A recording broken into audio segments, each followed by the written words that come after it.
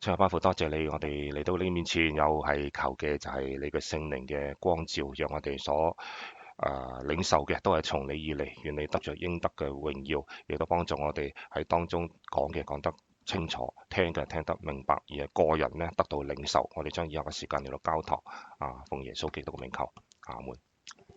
嗱，上次咧我哋講到咧就係呢個咧阿大衛咧就走佬啦，咁開始咧就見到佢咧就係講大話啦，咁起碼同阿約拿單啦都講咗個大話啦，咁同阿掃羅講咗大話啦，咁亦都提過咧就話喺危難嘅裏邊嘅時候咧，我哋應唔應該講大話咧？咁亦都有個分享咧，就係有位姊妹咧就話，呢個咁嘅情況之下咧，咁應該都冇問題嘅咁啊，咁但係呢個咧我都冇乜點樣回應，咁但係咧希望咧就係話咧，當我哋睇埋呢個幾課書嘅時候啦，起碼咧就係由20章至到22章嘅時候咧，咁睇到大衛嘅回應，大衛嘅講咗大話之後，嗰3個大話之後嘅結果係啲乜嘢咧？咁然後咧我哋咧就去研究一下，或者係睇一睇，咦佢咁樣做法嘅時候，係咪同我哋嗰個觀念係相似嘅呢？或者係咪如果我係大衛嘅時候，我會點樣做呢？咁如果大衛咁樣做嘅時候，佢嘅錯誤或者佢啱嘅，咁我哋應該點樣套落去我哋嘅日常嘅生活嘅裏邊？如果我哋遇到呢啲有啲咩危難或者患難嘅時候呢，咁我哋應該點樣面對呢？係咪用方言嚟到應對呢？咁好啦，咁我哋上次咧亦都講到咧，就係有少少關於咧就猶太人嘅背景啦，20歲同埋30歲啦。咁我哋都會睇到咧，就幾時20歲咧就打仗啦嚇，30歲咧就做神嘅工作啦。咁所以耶穌基督出嚟嘅時候咧，佢係30歲先至出嚟嘅，咁亦都好符合咗猶太人嘅嗰種咁嘅佢哋過往喺律法裏邊嘅，或者佢哋嘅傳統嗰方面嘅歲數嚟到係侍奉或者去打仗或者去做一啲宗教上面嘅工作咁我哋而家繼續翻啦咁上次我哋睇到阿掃羅走咗啦，咁離開阿約拿單，咁我哋下邊咯咁佢走咗邊度呢？咁我哋開始翻下。嗱，睇翻呢個地圖啦，呢個熟口熟面嘅地圖啦，咁其實都係拉馬同埋基比亞啦，基比亞就係掃羅嘅所謂大本營啦，拉馬咧亦都係先知嗰個所謂叫做地方啦，咁即係亦都係祭司或者先知嘅大本營。好啦，嘅聖經裏面嘅話語咁講啦，大衛到了拿伯嘅祭司亞希米勒那裏，咁樣去咗呢度啦，去咗呢個拉馬呢度啦亞希米勒咧戰戰兢兢咁樣嚟到出嚟迎接佢啦，因為佢失驚無神嚟噶嘛，咁問他說：你為什麼獨自來，沒有人跟隨你呢？咁佢而家係走佬噶嘛，但係佢就冇帶隊隨從啦。平時嘅話咧，應該咧佢作為一個比較高級啲嘅長官嘅時候咧，都應該有人跟住佢噶。But anyway 啦，咁呢度咧就佢去到呢個拿伯呢度咧，咁咧就係佢個地理環境就咁上緊啦見到個祭司咧求佢攞求佢攞餅咧，亦都求餅嚟到同埋刀啦，咁呢個咧就後邊所講嘅嘢啦。好啦，呢個睇翻個嗰個族譜係啦，咁咧就亞倫嘅族譜咧就係我哋呢度 skip 咗好多㗎，咁睇到咧就佢呢兩個咧就係因為獻燔祭或者所謂燔火嘅時候咧，咁就俾神擊殺啦，咁得翻2麥嘅所謂祭司嘅支派出嚟啦。咁咧呢個咧以他瑪咧就係以利，我哋睇到啦喺撒母耳嘅時候咧，以他瑪嘅後裔以利啦。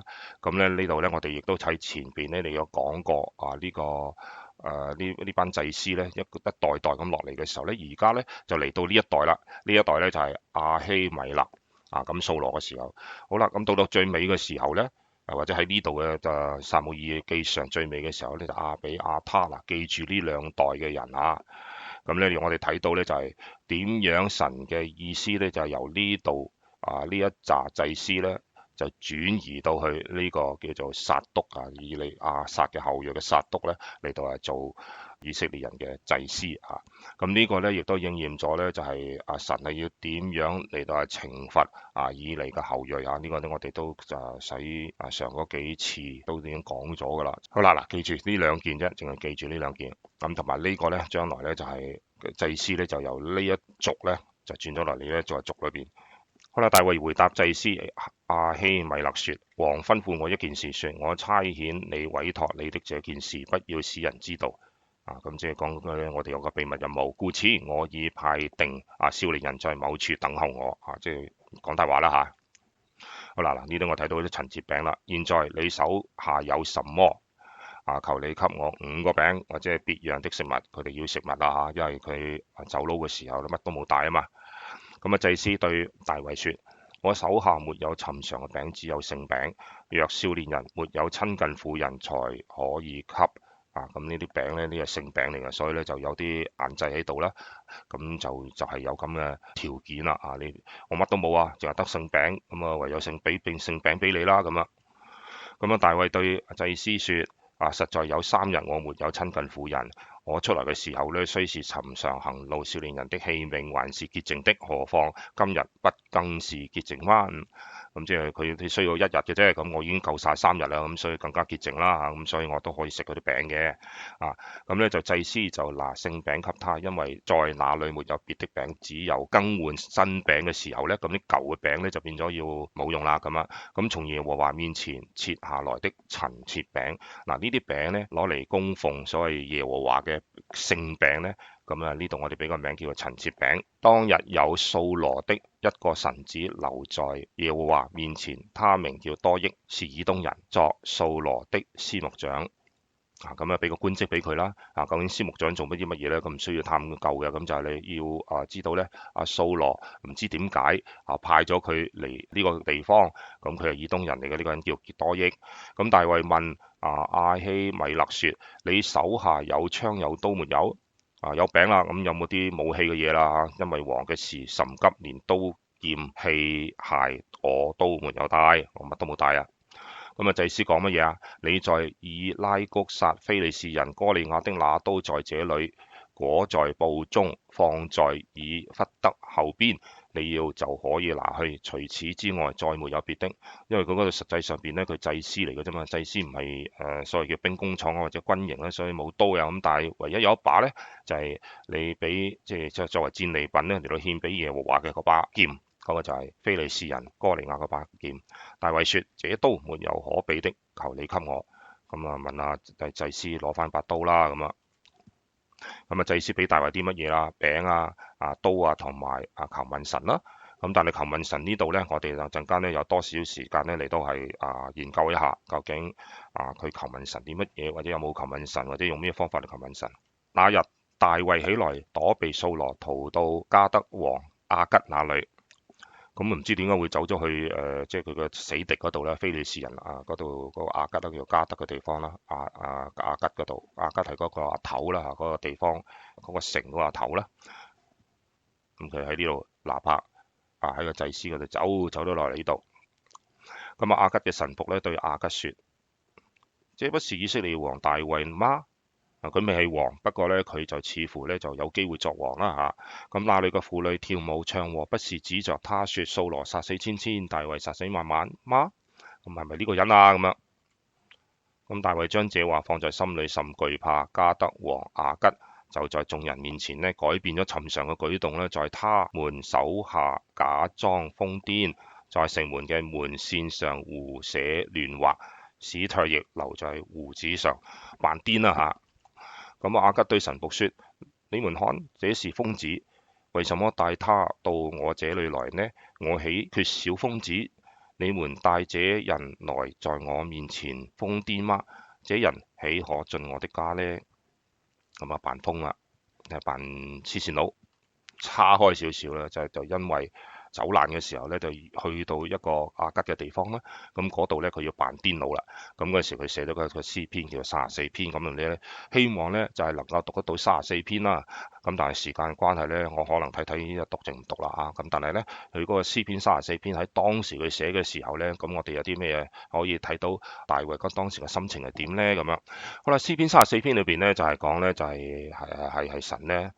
拯救大衛之後嘅讚美詩嚟，佢提到咧恐懼。當時佢走難嘅時候咧，係真係恐懼，因為佢做錯少少決定嘅時候咧，佢要賠償嘅係佢自己條命唔係話 game over 咁玩過一鋪啦唔係咁樣噶咁所以恐懼呢個咧係好實在嘅一種咁嘅生理上面嘅反應啦。根據詩篇第34篇裏邊咧，大衛喺迦得做咗好多嘅禱告。譬如呢詩篇裏邊我哋睇得到啦。大衛知道咧敬畏耶和華勝過一切嘅恐懼。咁譬如詩篇就34篇嘅9至16節咁講啦嚇，耶和華憐憫大衛，使他能夠討回自己嘅土地啊。咁而家咧，我哋咧睇佢嘅恐懼咁樣翻轉頭睇嘅時候咧，我哋第三者睇嘅時候咧，又未必有得到代入啊。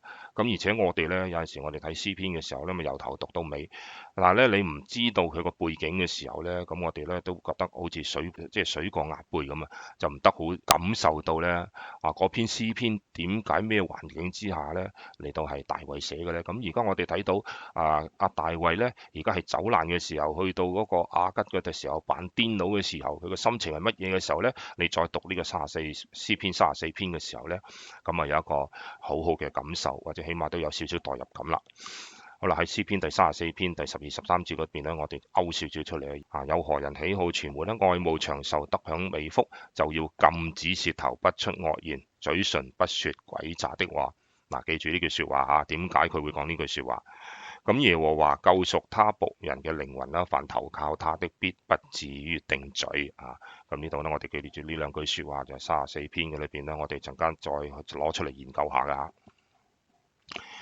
好啦，呢度呢，我想讀嘅，不過呢，我暫時就唔想讀，我陣間翻轉頭嘅時候，如果有時間嘅時候呢，咁我哋呢就着節去讀啦。咁但係呢，我哋一路睇落去嘅時候呢，我哋喺度或者個心裏邊呢，好快咁樣你就默默咁你嚟念啦。呢度講呢，就耶和華嘅聖民呢。咁你們當敬畏他，因敬畏他一無所缺啦。咁耶和華嘅聖民眾弟子咁樣，眾弟子咧其實講緊去投靠嗰400個嘅人啦，投靠佢嘅人啦，係400個，初400個，後尾就變咗600個啦。咁有何人喜好存活，愛慕長壽？咁頭先我講嗰個啦，就係呢篇啦，呢度嘅呢一句啦，得享美福。咁咧就係咁要做呢兩樣嘢啦。咁大衛嘅軍團咧就成為佢個戒律啦，所以叫做呢兩樣嘢就係成為佢哋嘅軍團裏邊嘅一個唔可以做嘅事情，或者需要遵守嘅戒律。你呢個英文咧 ，keep your tongue from evil and your lips from telling lies.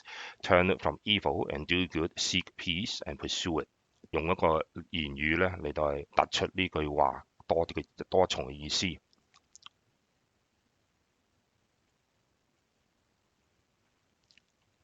好啦，我唔讀嘅原因咧，就係話我留低佢喺度咁你哋如果再睇翻 recording 嘅時候咧，咁你就可以咧停咗佢落嚟咧，咁慢慢讀翻，咁然後睇睇喺當中有冇多啲嘅領受係詩篇嘅34篇。好啦，咁我哋繼續咯繼續呢個古仔啦。咁聖經裏邊嘅話語，大衛就離開咗嗰度啦。咁咧就逃到亞杜蘭洞他的弟兄和他父親的全家聽見了，就都下到那裏同佢會合啦，下到他那裏同佢會合啦。咁加得喺呢度，咁跟住咧就去到呢度啦。咁呢度咧佢有個地方叫做亞杜蘭，但係咧因為嗰度有好多個洞咁因為咧個洞嘅緣故咧，咁嗰個地方就叫做亞杜蘭啦。咁伯利恆喺呢度咧，咁咧其實佢喺度咁樣走到去咧就加德呢度咧，咁然後咧就喺呢度亞杜蘭嗰度咧又走翻轉頭，咁你見到大衛咧喺度通處咁樣走嘅呢度嚟呢度咁樣跟住咁走，都係離開呢度。咁好啦，咁呢個父家嚟到投靠啦，咁喺佢屋企就喺伯利恆咁嘛，出世喺伯利恆咁嘛，同耶穌一樣噶嘛。咁咧佢又喺加德嚟到呢度，咁佢個父親就嚟到呢度，咁跟住去邊度咧？呢度咧就亞杜蘭啦，咁呢度咧睇翻嗰個猶大嘅曠野嘅時候咧，希伯倫喺呢度加德喺呢度，咁大家嚟到呢度嘅時候之後又講到去到摩押嘅，咁亞杜蘭洞咧就大概呢啲咁嘅。呢度上邊有幅畫，咁呢度下邊亦都有一幅畫，咁你睇到啲洞係點樣，即係個感受大概喺出邊兩圍嘅空間，咁睇睇個嘅點樣啦，咁啊。好啦，喺地理上邊嚟講嘅時候咧，其實譬如呢個中間就叫亞杜蘭洞啦。咁其實咧佢係以色列同埋巴勒斯坦嘅大概一個中間嘅地方。咁亞杜蘭咧就位於一座小山上啦，山頂北坡同埋東坡咧都有一些洞穴。咁即係喺呢個北邊呢度啦。咁同埋亦都係東邊呢度咧就好多嗰啲所謂嘅洞穴啦。咁所以咧呢個係一個好嘅地方咧，就係俾600人咧嚟到係匿埋嘅。咁呢個咧就喺另外一個角度嚟到睇啦。咁咧喺呢個西北邊咧眺望呢個亞杜蘭嘅時候咧，俾大家一個感覺咁就係咁樣嘅。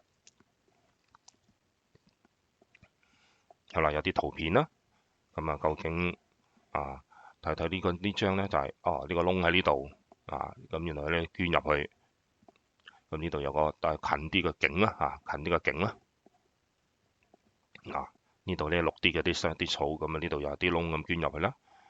咁喺裏邊睇翻出去嘅時候咧咁樣嘅喎咁呢有啲人咧走入去嘅時候咧，咁嗰陣時我諗啲係旅遊嗰啲人啦，咁入到去之後咧感受下當時喺大衛嘅時候，咁我當時佢哋有電筒啦，大衛嘅年代嘅時候咧可能冇電筒啦，咁就係有個感覺咧就係佢望上去天嘅時候咧個天咧就只不過咁細細嘅啫。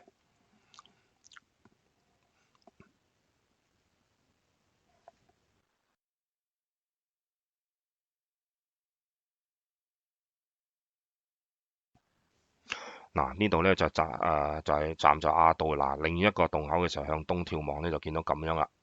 咁呢個窿喺呢度咁捐翻出嚟嘅時候咧，呢個窿個洞口喺呢度，咁咧就係睇到以色列同埋巴勒斯坦啦。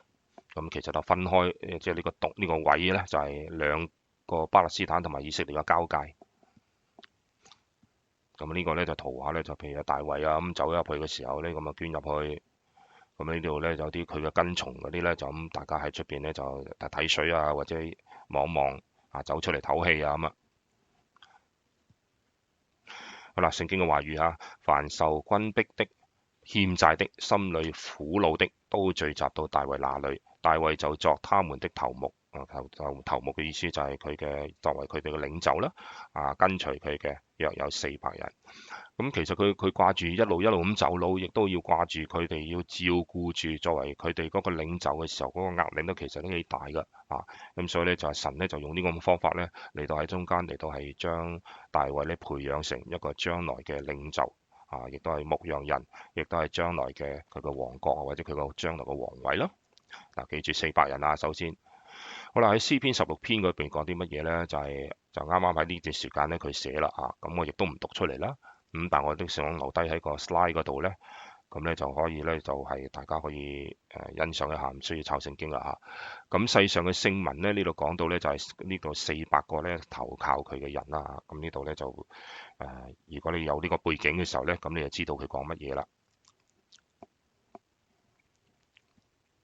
咁呢度咧，他們所曉奠嘅血，我不獻上呢個講緊非利士人嘅獻祭啦佢獻啲乜嘢咧？我即係大衛咧，我嘴唇也不提別神的名號咁呢個就係佢只不過依靠，唔會依靠別的神，只係依靠耶和華呢一個神。我所得嘅，你為我保守嘅，或者為我持守嘅係乜嘢咧？就係伯利恆嘅產業。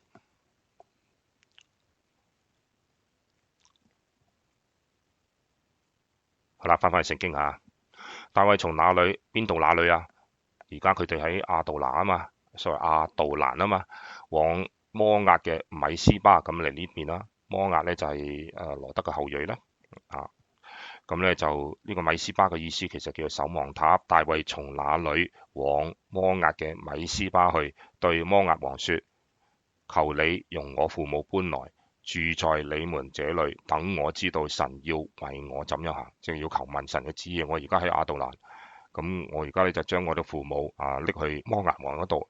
咁點解係去摩押咧？周圍都唔可以去嗰度咧？咁樣去摩押咧？咁我哋後邊咧就話俾你聽點解佢會去摩押嗰度啦。好啦，400人咧來歸啦，咁亦都係到呢個所謂叫地方呢度會合啦。咁喺加德就走到加德走到嚟呢度，咁由呢度嘅時候咧又走嚟呢度。咁你咧就將佢個父母咧安頓喺呢個摩押嗰度啦。個地圖就咁啦，所以你見到佢走嚟走去㗎。咁你翻翻轉頭嘅時候睇翻嘅時候咧，你就見到大衛其實都好漂泊㗎。咁大衛領他父母到摩押面前去，大衛住山寨，佢就唔同父母一齊住啦，佢就住山寨，即係住喺呢度，由呢度走到嚟呢度啦。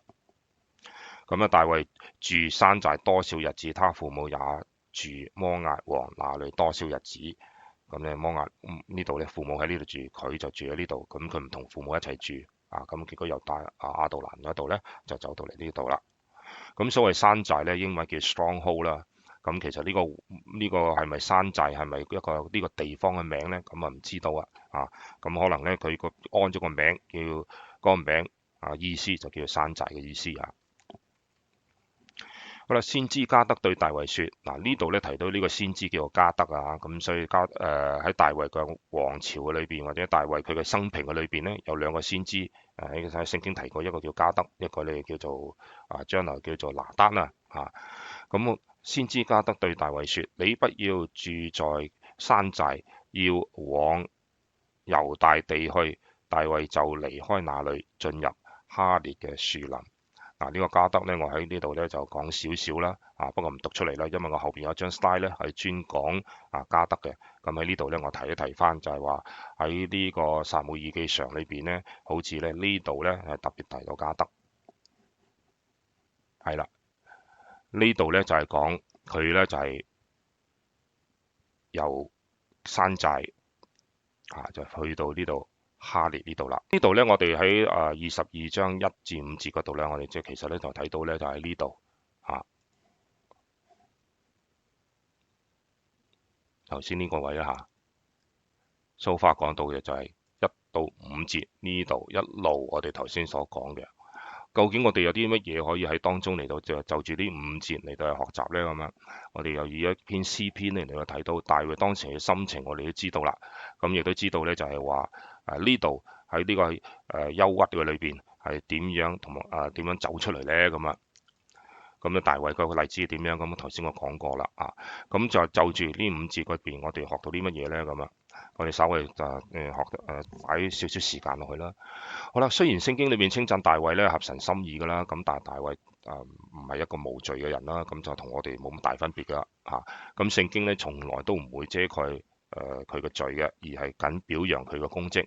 咁而家你睇到咧，某啲政權咧都係咁即係總之咧就你唔好話俾我聽有啲咩好唔好嘅嘢，總唔知咧唔好嘅嘢我唔想聽咁咧佢唔會解決問題嘅，係解決嗰啲問題嘅人咁所以咧呢度咧亦都一啲都唔係好奇怪啦，但係聖經裏邊咧就唔係咁嘅。就唔係話大衛合神心意咁，我淨係講嗰啲好嘢，就唔講嗰啲衰嘢。咁但係實際上邊咧，佢好有講，唔好有講。咁聖經裏邊咧就照事論事嘅啫。每一個讀撒母耳記嘅人咧，都能夠認同大衛身上嘅故事。因為其實佢同我哋冇乜大分別嘅。尤其是我哋信主嘅基督徒嘅話咧，如果我哋真係信主嘅基督徒嘅話咧，我哋可以感受到大衛嘅掙扎，亦都感受到咧大衛嘅聖靈有聖靈嘅時候，其實佢同我哋係冇乜大分別嘅。即係佢嘅所面對嘅嘢，可能咧比我哋更加辛苦，但係對我哋嚟到講嘅時候咧，其實佢有聖靈，我哋亦都有聖靈，我哋有神嘅恩典，佢亦都有神嘅恩典，我哋亦都經過試煉，佢亦都會經過試煉，我哋亦都會有罪嘅，佢亦都會有罪嘅。咁聖經裏邊對呢個人點樣嘅批評或者對呢個人點樣嘅敘述嘅時候咧，其實同我哋係同緊我哋其實係大衛嘅所謂要一個影子咁以呢個嚟睇嘅時候咧。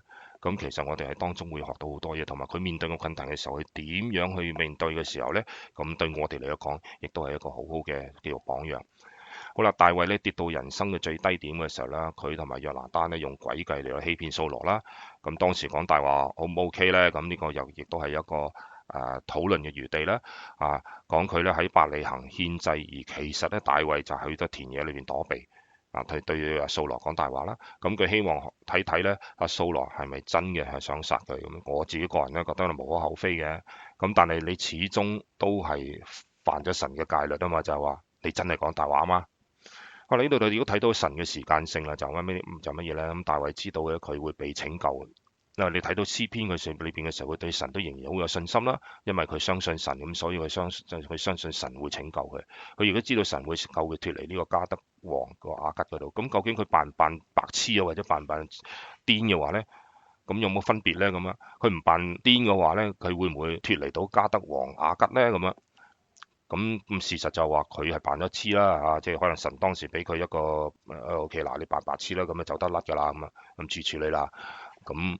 呢個咧，令到我哋有個討論嘅空間啦。咁但係個事實就係佢就扮咗白痴啦咁呢個離開脫離掃羅嘅追殺登上皇位呢，仲有一段時間嘅，起碼就10年啦嚇。咁但係佢呢，哋先登上猶大支派嘅皇位，先至能夠再登上呢個管理全國。咁其實呢，大衛呢受膏3次嘅。咁第一次呢，就已經喺佢屋企啦。咁第二次呢，就係佢受膏為猶大嘅王，猶大只係一個支派啫。咁呢就係佢其餘嘅以色列嘅支派有11個支派咧，起碼咁再加埋當然猶大呢，亦都加埋一個好細嘅叫做便雅憫嘅支派啦。便雅憫支派就係掃羅嘅支派啦。咁當佢能夠係平定咗掃羅嘅時候呢，咁亦都佢都會成為一個以色列嘅王，即係12支派嘅統一啊。咁但係佢係一步一步嚟㗎，咁所以有3次膏立啊。咁呢個講佢神嘅時間性咧，唔係一次過咁去到屋企嘅時候咧，膏立佢咧成為12個支派嘅王，唔係咁樣嘅神有佢嘅時間嘅。咁神咧點解唔好一次過嚟到拯救大衛咧？咁樣咁一次過擺上個皇位咪算咯？但係唔係喎，因為大衛咧仲有好多好多個功課要學習。咁豈唔係我哋經過基督徒嘅生命亦都係咁啦？點解我哋唔一信主嘅時候就即刻上天呢？或者橫掂我哋嘅到到最終我哋都係要翻去天家嘅時候，點解我哋唔信主就即刻翻天家呢？就係唔係因為咧呢個得救咧係靈魂體嘅得救啊嘛。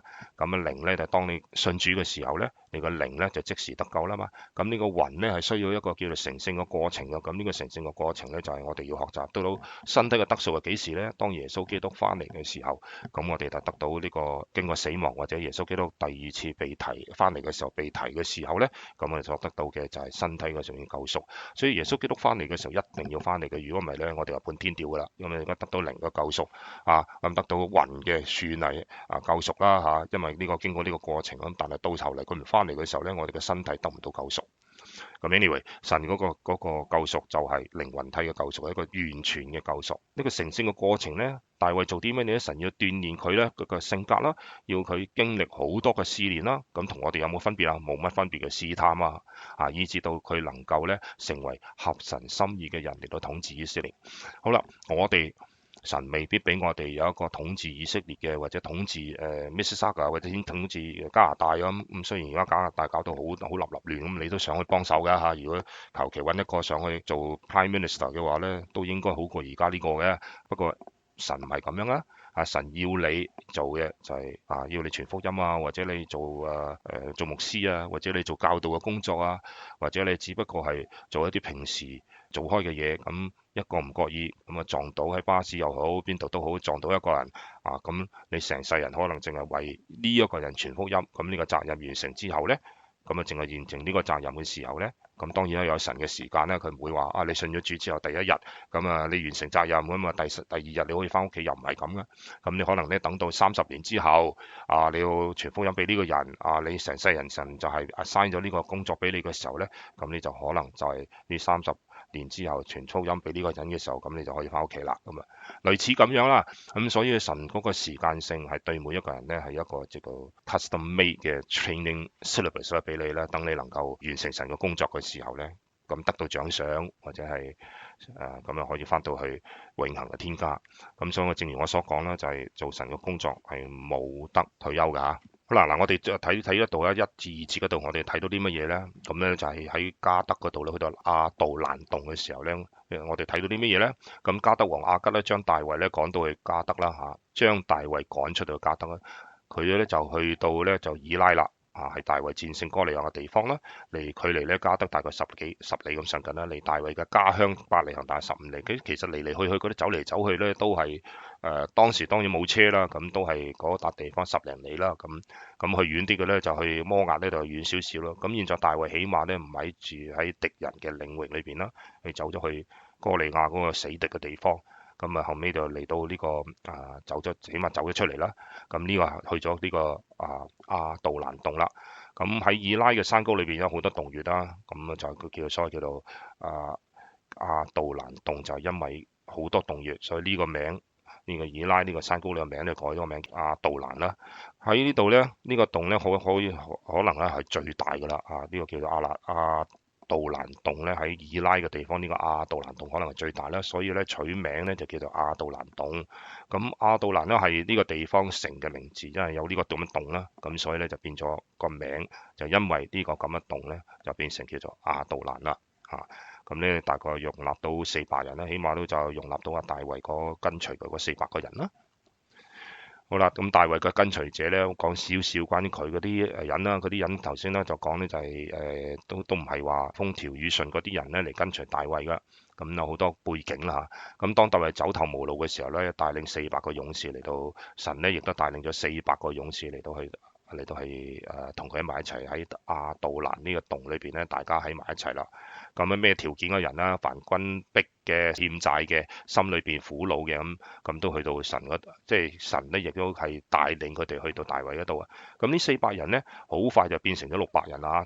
咁咧呢啲勇士咧同埋領袖咧，部分嘅名單咧都會喺撒母耳記下裏邊咧就講佢勇士嘅名單同埋殺巨人嗰啲名單啦嚇。咁呢個亦都喺代上嗰度咧，亦都有講啦。咁呢兩個咧都成為咧大衛生平嘅裏邊咧互補啦嚇，好似四福音書咁樣，同係講耶穌嘅生平，但係咧當中咧亦都係唔同嘅角度嚟到睇啦。咁所以有時咧，我哋睇翻睇撒母耳記上下，睇歷代啊、列王啊，咁我哋都亦都睇得到咧大衛啊咁嘅生平咧一個叫做同唔同嘅角度去睇啦。咁呢度我哋睇到咧就係相對嚟到講嘅話咧，掃羅咧係有一支咧就3000名嘅選民組成嘅一個軍隊啦。咁叫做所謂叫勤王兵啦，咁所謂叫做跟住嗰啲御林軍啊，保護住阿掃羅有3000，咁但係咧大衛咧最到由400咧就得600個人嚟到係保護住佢，跟隨住佢。好啦，咁點解個個人肯跟大衛啊？因為大衛有一個叫做領袖嘅叫呼召力啦。咁真正嘅領袖咧會吸引好多優秀嘅跟隨者啦。咁如果唔係嘅話咧，咁調翻轉頭啦嚇，佢哋咧喺大衛嘅身上邊咧睇到咧就話值得佢哋敬佩嘅品格同埋素質啦。咁我哋嗰啲素質點樣同埋佢嘅品格同埋素質係點樣？咁後尾我哋一路咁睇嘅時候咧，睇到大衛咧點樣放過掃羅王啊，亦都係點樣覺得佢自己去點樣謙卑啊。咁我哋睇到佢嘅品格裏邊咧同埋素質裏邊咧有啲咩好處？咁如果唔係大衛同埋佢哋個交往嘅話咧，呢班人咧永遠唔會喺歷史上面有名就因為大衛嘅緣故咧，咁有好多咧喺撒母耳記下或者代啊，同埋列王啊，咁佢哋有名嘅緣故就係因為佢哋跟隨住大衛所以佢哋歷史上邊咧有名啦嚇。好啦，咁耶穌基督亦都嘅門徒咧都係一樣啦，咁願意跟隨佢嘅，咁12個門徒嘅名字咧就記落去嗰個所謂叫做福音書裏邊啦，倒香料俾耶穌基督嗰個啦。聖經裏面講乜嘢啊？聖經裏邊話佢做咗呢件事之後咧，咁所有嘅福音書裏邊或者係喺福音書裏邊咧，佢嘅做法咧就變咗喺福音書裏邊有留名啦，所以就有件咁嘅事發生咗。咁我哋呢啲我自己啦喺歷史上面咧就應該冇乜點樣人嚟到話留名又唔似咩馬丁路德嗰啲咁啦咁但係都唔緊要啊。喺對神嚟到講嘅話咧，我哋亦都會係有神嘅所謂叫做每個人嘅所做過嘅嘢。就唔係話你有幾喺世上邊有幾多名或者冇名咁嚟到衡量咧，你將來所得嘅獎賞或者得神嘅稱讚咁總之我哋做翻神為我哋預備要做嘅嘢，我哋做得完咁就 OK 啦咁但係咧呢班人喺歷史上邊有名就係因為大衛嘅緣故神通常咧就唔會呼召一啲有智慧同埋有能力嘅人又或者咧有權勢嘅人嚟到做佢嘅僕人啦，而係呼召攞啲卑賤嘅、被人厭惡嘅、一無所有的、被遺棄的人。咁我哋睇到其實福音書裏邊都會睇到啦佢哋12個門徒都唔係一啲有權有勢人啦。咁我哋基督徒亦都係有幾多個真係有權有勢嘅上到一啲高位做一啲嘅所謂叫做領導嗰啲工作或者做 politician 政治嗰啲人物咧咁但係你睇到整本聖經裏邊都係選擇嗰啲都係我哋地面上邊嘅人咧，嗰啲價值觀念唔會選擇嘅嗰啲人，就聖經裏邊咧就選擇呢啲人啦。咁同埋咧，我哋咧地上邊咧選擇嘅咧，通常都係立長就唔立幼噶嘛。咁但係聖經裏邊咧好多祖宗啦猶太人嘅祖宗都係立幼唔立長噶咁所以睇到咧神係同人嗰個所謂叫做價值觀念咧係調轉嘅。好啦。你代入個大衛嘅時候咧，當時係心煩意亂啦，好似冇出路咁周圍咁走，又安頓呢個父母，又要照顧400人跟住增加到600人，咁係咪真係心煩意亂係冇出路咧？咁我哋有冇曾經遇過呢個咁嘅情況咧？咁我哋睇睇大衛咯喎，當我哋心煩意亂嘅時候咧，唔想做任何嘅事工，咁呢個咧同大衛當時嘅情況都一樣噶。呢啲可能而家我哋所講嘅叫做抑鬱病啊，即係depression 嗰啲咁嘅嘢啦嚇。咁呢個係精神上邊嘅問題嚟嘅，受到壓力嘅時候咧，咁呢個身體有一個自然嘅 defense mechanism 啊，即係保護嘅機制咧，就係唔想諗。乜嘢唔想做，最想做嘅就係乜嘢？攤喺張床嗰度瞓覺。咁呢個嘅時候咧，對呢個人哋嘅逃避嘅時候咧，就係最舒服噶啦。但係神咧就喺大衛嘅呢個時候咧，將400人帶到佢哋啦。當你就需要嘅時候，神就會喺大衛呢個咁嘅情況咧，當時佢需要嘅就係400人嘅時候，神就預備呢400人幫佢嚟到開始佢嘅事工啦。咁當我哋咧喺最低落嘅時候、最黑暗嘅時候咧，正是神咧係選擇嚟用我哋嘅時候。當我哋乜都資源都有嘅時候咧，通常咧你就乜嘢都唔會依靠你自己嘅資源。當你有方案有好多個方案嘅時候咧，有10個方案嘅時候咧，你醒目嘅咧可能第11個方案先去求問神嘅啫。咁但係神要求我哋啲乜嘢咧？要求我哋第一個方向就係要揾佢啦，揾神。咁我哋曾幾何時會唔會咧？就係話我哋大地上我哋個下嘅時候咧，有權有勢啊，乜嘢呼風喚雨，我想要啲乜嘢都得嘅時候咧，我哋好少係記得神嘅。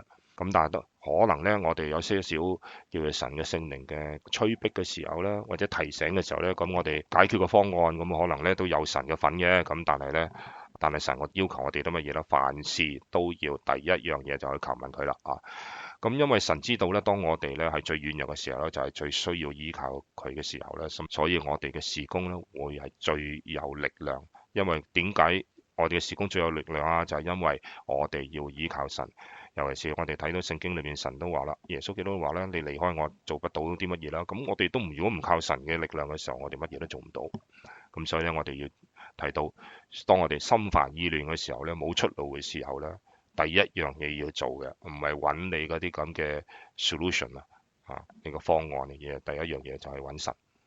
話天將降大任於斯人啦，咁大衛嘅 case 亦都係啦，咁咧就會係點樣？咁同我哋中國裏邊嘅睇法都差唔多㗎嚇。神要鍛鍊大衛嘅時候，就好似中國裏邊孟子咁講啲乜嘢？天將降大任於斯人也，必先苦其心志，勞其筋骨，餓其體膚，空乏其身。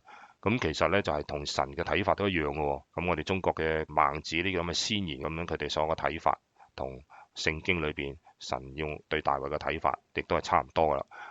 咁你睇到摩西亦都一樣啦，係嘛？約瑟亦都一樣啦。咁都唔係一上去就做第2把交椅啊，或者一上去就要帶以色列人出去埃及嘅。咁大衛亦都一樣嚇。咁希伯來書裏邊嘅作者咧喺第11章叫做信心龍虎榜裏邊咧。當然啦，就有啲喺曠野啊、山嶺啊、山洞嘅地穴啊、漂流無定啊，本來咧世界的本是世界不配的人，咁偏偏就係呢啲人咧，就喺呢個信心龍虎榜裏邊咧就有名嘅。咁就好似摩西咁啦、約瑟啦、以利亞啦、以利沙啦、但以理啦同埋耶利米咁你睇到佢哋嗰個背景咧，都係俾神咧嚟訓練啊，或者培訓啊，或者經過好多苦難啊，咁然後咧佢先至係得到神嘅重用啦。你有冇經歷過咧？如果你有經歷過嘅話咧，而係你勝過嘅時候咧，就恭喜你啦。咁然後你調翻轉頭望嘅時候咧，你會覺得當時咧就嗰啲所謂叫做濕碎小兒科嘅啫。咁但係經過咗之後咧，你就當然就覺得濕碎小兒科啦。但係當你去經過嗰個時間咧，嗰種咁嘅掙扎，嗰種咁嘅體驗嘅時候咧，希望你能夠令到你刻骨銘心啦。好啦，呢度第3節到第4節裏邊講啲咩？喺亞杜蘭洞嗰度咧，去到摩押啦。咁呢個你點解又要走一趟咧？咁大衛嘅家人咧同佢去到嗰個山洞嗰度啦。咁正如頭先所講啦。咁聖經裏面話俾我哋聽咧，大衛嘅家人咧最初咧對佢冇乜好印象啊。咁但係咧好似喺撒母耳希望去膏立掃羅嘅繼承人嘅時候咧，耶西差啲都唔記得呢個大衛，仲有一個喺出邊牧緊羊啊咁當大衛咧嚟到以拉嘅時候，面對巨人哥利亞咧，佢兄弟咧亦都係話佢多管閒事啦。咁其實睇唔起佢嘅。咁但係而家咧，佢又要支持佢啦。咁嗰度600人啊，或者400人嗰度咧，亦都係有佢哋份啦嚇。咁佢嘅兄弟咧本來咧係咧喺掃羅嘅軍隊裏面。亦都係喺棄暗投明嚟到離開離開咗掃羅啦，咁去同大衛喺度會合啦嚇。咁睇到咧呢度佢屋企人嚟到幫助佢啦。咁神有預備嘅喎，有好多400人啦，亦都佢屋企人嚟到投靠佢，就唔係投靠掃羅。咁對佢嚟講嘅話咧，家庭咧就冇變成佢嘅後顧啦，無後顧之憂啦，咁所以就神係一步步咁嚟到計劃咧，係點樣令到大衛咧一路咁樣上去皇位，或者去經歷過呢個咁嘅試煉之後，而去佢個神要俾佢預備俾佢嗰個皇位管理或者係做牧羊人好啦，咁大衛同埋佢家人嘅關係係點樣呢？咁大衛照顧佢屋企人啦，孝敬佢個父母，咁呢個豈唔係聖經裏邊嘅十誡裏邊要做嘅嘢呢？咁佢去摩押嘅米斯巴求摩押王讓他父母住在摩押，點解去嗰度唔去第二度呢？記得即係摩押人呢，就係羅德同埋大女亂倫所生嘅後代啦。咁呢，就另外細女嗰啲就上咗去上邊嗰度嗰笪地方，咁其實都喺死海嘅叫做東邊嘅咁但係咧摩押人同埋猶太人嘅關係不嬲都唔好嘅咁睇到喺摩西五經嗰個時代啦咁點解去揾摩押王因為大衛嘅曾祖母路德咧就係來自摩押啦。咁你睇翻路德記嘅時候咧，其實咧波亞斯咁同埋咧路德咧咁咧就係嘅結合咧，就結果咧就係到數代之後咧就有大衛嘅出現啦咁所以其實耶穌基督嘅家譜裏邊咧，摩押女子路德就成為大衛嘅祖宗咧，亦都成為耶穌基督嘅祖宗。咁所以咧有咁嘅關係嘅時候咧，咁所以咧佢就將佢嘅父母咧就擺去同有咁嘅關係嘅時候咧，就將擺去摩押啦。咁呢個就係大衛得到支持嘅原因啦咁亦都喺大衛確保父母安全嘅時候咧，就翻去嗰個亞杜蘭嗰度啦當然啦，喺大衛當時咧一個人走咗出嚟啦，喺祭司嗰度走咗出嚟啦，咁跟住咧有600人嘅勇士嚟到幫助佢啦，咁但係佢仍然都係感到孤單㗎因為咧當佢孤單失意嘅時候咧，佢嘅家人嚟到幫佢，神都預備家人嚟到幫佢，有朋友啦嚟到幫佢啦，咁當然啦，只有神咧成日都係最終只有神先能夠幫佢啦，呢個係值得我哋學習嘅，咁神係會預備嘅。咁但係咧，當我哋要求問神嘅時候咧，神咧就會預備嚟到一啲人或者需要一啲咁資源嘅時候咧，咁我哋就可以咧就知道原來神係要預備，就好似大衛一樣咁我哋常常都係依賴家人啦、朋友嘅支持啦、幫助啦、保護啦，咁呢個無可厚非啦。當我哋喺屋企嘅時候咧，咁我哋都需要嘅資源咧就係我哋個父母啦。嘅保護啦，咁但係咧，我哋大個嘅時候就唔會係咁咯。咁但係只有神先至可以喺真正嘅避難所啦。再者咧，一個咧領袖嘅工作咧係孤單嘅。咁到去高位嘅時候咧，咁所謂高處不勝寒啦。咁你越嚟越高位嘅時候咧，你所能夠有人同你所謂叫做知心嘅人咧，就會係越嚟越少嘅。咁如果你人生裏邊有1、2個嘅時候咧，有一個嘅時候咧，其實都好嘅。不過好多人咧，或者都唔會有一個。咁但係咧，你唔緊要啦，你冇人作為你一個知心嘅話咧，或者幫助嘅話咧，咁咧你只係神就會成為你一個唯一嘅保障，唯一嘅幫助。咁我哋咧首先就係要依靠神。好啦，咁當裏邊咧，佢喺個窿裏邊，所謂叫做亞杜蘭洞中嘅時候咧，咁其實大衛係咪乜都唔做咁攤咗喺度唔做咧咁樣？咁唔係喎，咁似乎咧喺當中咧，神嘅嗰個培訓嗰個叫做環境咧，就原來喺個洞裏邊一個好大嘅洞裏邊。咁我原來咧，大衛咧喺呢個洞裏邊咧就寫咗2首詩，起碼都有2首詩啦。喺呢2首詩裏邊嘅時候，其實57同埋142篇咧，咁我哋又睇到咧明白大衛嘅內心啦。喺呢2首詩裏邊咧，神對大衛都係變成大衛嗰個避難所啦。佢感受到，佢知道，咁所以佢將呢首佢嘅感受、佢嘅恐懼、佢嘅倚靠耶和華嘅心咧，就寫咗落呢份142首詩篇142首嗰度啦。咁142首嘅呢個詩篇係一本訓誨詩嚟㗎。咁嗱，俾呢個詩篇裏邊咧，有成13首啦，都係訓誨詩。咁如果你得閒嘅時候咧，靈修嘅時候咧，咁可以睇翻呢啲詩啦。咁呢個訓誨詩咧就係咩咧？就係俾我哋一啲教訓嘅一啲詩篇。咁佢唔係同別的詩一樣嘅，而喺呢裏邊咧係有教訓嘅成分喺度。咁遇到有同樣嘅事情發生嘅時候咧，教導我哋點樣嚟到應付啦，定到點樣去處理啦。咁我哋即管咧就以呢兩首詩咧嚟到係睇睇我哋學到啲乜嘢啦，或者係即係睇到阿神個對大衛嗰個培訓啦，同埋佢嘅感受。好啦，第一樣嘢，當我哋有困難嘅時候咧，我哋向神嚟哀求啦。咁我哋詩篇第120首嘅1至2節裏面，我發聲哀求耶和華，發聲懇求耶和華，我在他面前吐露我的苦情，陳述我的患難，咁就向神嚟到哀求啦。咁大衛好迫切咁樣向神嚟到申訴喎，亦都係懇求啊。咁發聲呢個字咧，呢度講呢個發聲呢個字咧，就講大叫。咁你有冇試過呢？當你嗰個危急嘅時候咧，會大叫呢？或者當你一個好大嘅一個叫壓抑嘅時候，或者 depress 嘅時候呢，你會唔會大叫呢？有冇試過呢？我個人就試過啦。咁我其實真係好辛苦嘅時候呢，我大叫嘅。咁當然啦，屋企冇人嘅時候啦。咁大衛喺呢個洞中裏邊大叫啦，喺洞裏邊呢，大叫其實好多回音嘅，好響㗎。咁可想而知呢，大衛喺呢個洞裏邊呢，佢大聲咁樣呼求嘅時候嘅情況係點樣啦？咁我哋都可以想像一下一個咁大嘅窿，你大聲咁叫嘅時候，而家有成600個人喺裏邊嘅時候，咁個感覺係點呢？或者人哋個感覺會點呢？咁其他嘅人亦都會感受到大衛嗰種咁嘅壓迫啦，或者係佢嗰種咁嘅 depression 所以叫抑鬱嚇。有好多人咧喺危難裏邊咧就唔向神呼求咧，因為佢哋認為我嘅問題我自己知道咩問題，我自己可以解決嘅，咁所以就冇哀求神啦。咁但係聖經裏嘅教導就係話，第一樣要向神哀求。咁大聲向神呼求嘅時候，有啲咩嘢重點呢？或者我哋要知道咁，所以神咧要我哋咧向佢嚟到申訴，甚至大聲向他呼求。咁呢個係 biblical 嘅。神希望我哋有嗰個抑鬱嘅嗰個出處係要大聲咁樣向佢呼求。咁同樣啦，喺耶利米哀歌嘅時候，耶利米見到王亡國啦亡國嘅以色列人呢，起來呼喊喺主面前呢傾心如水，向主舉手禱告。咁呢度耶利米哀歌裏邊講嘅咁。以色列人嗰陣時應該要點做呢？咁樣，咁求你向我右邊觀看。咁呢邊詩篇裏邊第4節嗰度，我曾向你哀求，求你側耳聽我嘅呼求，求你救我脫離逼迫我的人，求你領我出被囚之地。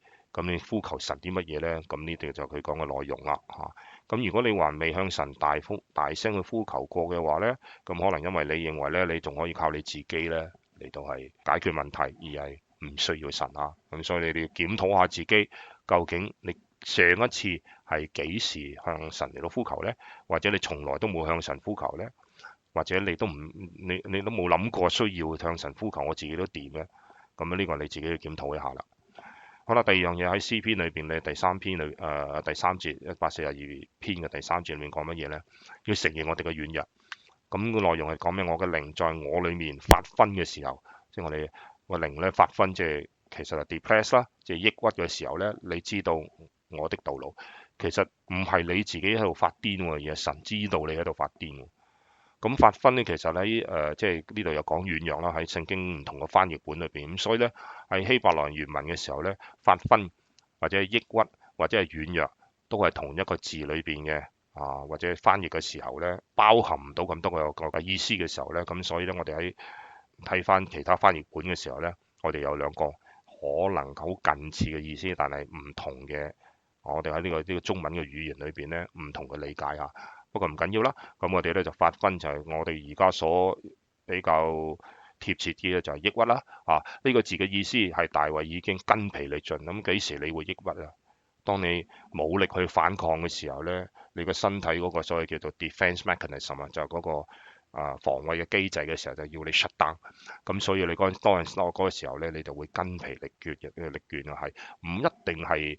可能係喺身體肉身上邊嘅筋疲力盡，亦都喺靈裏邊或者喺嗰個精神嘅方面，你亦都會係筋疲力倦啊！咁你冇辦法再支持落去。咁好多時咧，我哋咧可能咧認為我哋可以靠自己支撐落去啦，但係神因愛我們咧，愛我哋嘅緣故咧，就會將身邊所有嘅資源都攞開。你以為得嗰啲嘢，你以為嗰啲食藥得或者係好多。精神上面嘅幫助去睇嗰啲咩心理醫生嗰啲咩，你以為嗰啲得，但係神要挪開你呢啲，直至到我哋筋疲力盡嘅時候發昏為止，我哋咧就會面對啦我哋就會向神嚟到求啦。咁可能係身體上面嘅問題咧，可能係精神上面嘅問題啦，可能係心理上面嘅問題啦。總之乜嘢問題都好，神要將你嘅資源人嘅所謂叫嘅資源咧挪開嘅時候咧，你去揾神嘅時候咧，咁咧神就會幫你。咁但第二樣嘢我哋記住咧，喺呢度第三節嗰邊，我哋要承認我哋嘅軟弱。咁可能好多時咧就話冇人嚟到眷顧我，得我自己一個嚟到係其他啲人幫唔到我咁。咁以利亞先知亦都記得啦打完呢個400幾個咁其實800幾個先嗰啲叫做假先知嘅時候咧，結果佢去到對到最尾嘅時候，佢要求死啊！點解啊？佢話佢同神講，哇！除咗我之外咁熱心之外咧，根本就冇人，得我自己一條友咁我要死啊咁啊！咁但係耶和華話乜嘢啊？我仲留翻好多個餘民7000個嘅，咁你可能咧就覺得神會話俾你聽，你唔係唯一嘅一個。好啦，求你向我右邊觀看，因為沒有人認識我，我無處避難，也沒有人眷顧我。當我哋嚟到呢個咁嘅所謂叫做抑鬱嘅時候呢，我哋覺得我哋係唯一一個人受罪，冇人㗎啦，我係唯一一個，咁咧你就錯啦咁喺詩篇裏邊第6節嗰段142篇嘅第6節嗰段嚟講，我落到極卑之地，求你救我脫離逼迫我的人，因為他們比我強盛。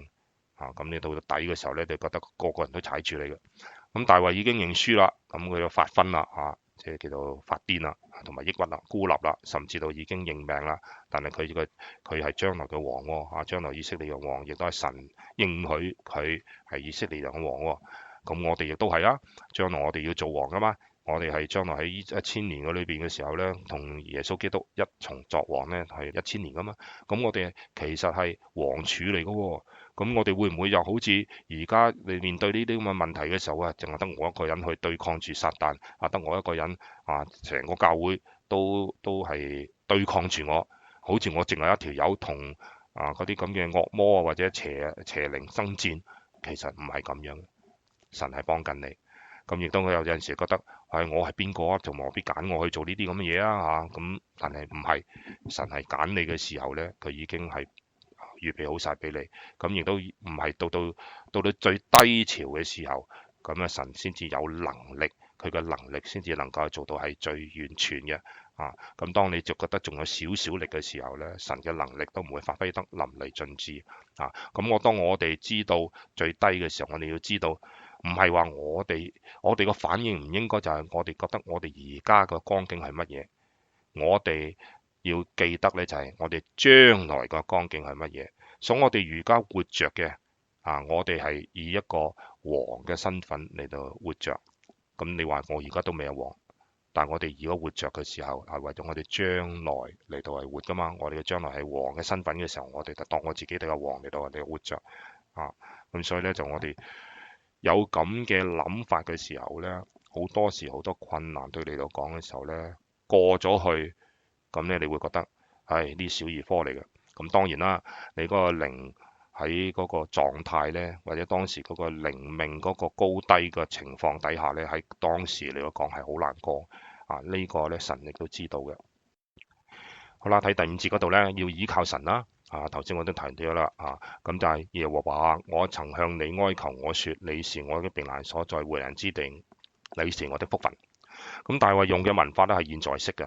佢咪話過去神倚靠佢我倚靠神係過去嘅，唔係嘅，而係咧係而家都係，咁將來亦都會係咁。但係呢個詩篇裏邊所講嘅呢個咧就係講佢而家佢都係倚靠緊神，佢唔係講咧神曾經俾佢啲乜嘢福分或者咩避難所，而係講咧將會成為嘅福分同埋避難所。咁所以咧現在式同埋將來，咁所以我哋咧亦都係諗嘅時候，我哋嘅諗法亦都係要諗將來式。我將來 what we become。Instead of what we are， 咁呢個咧，我哋嘅諗嘢嘅方法咧就會完全唔同啦。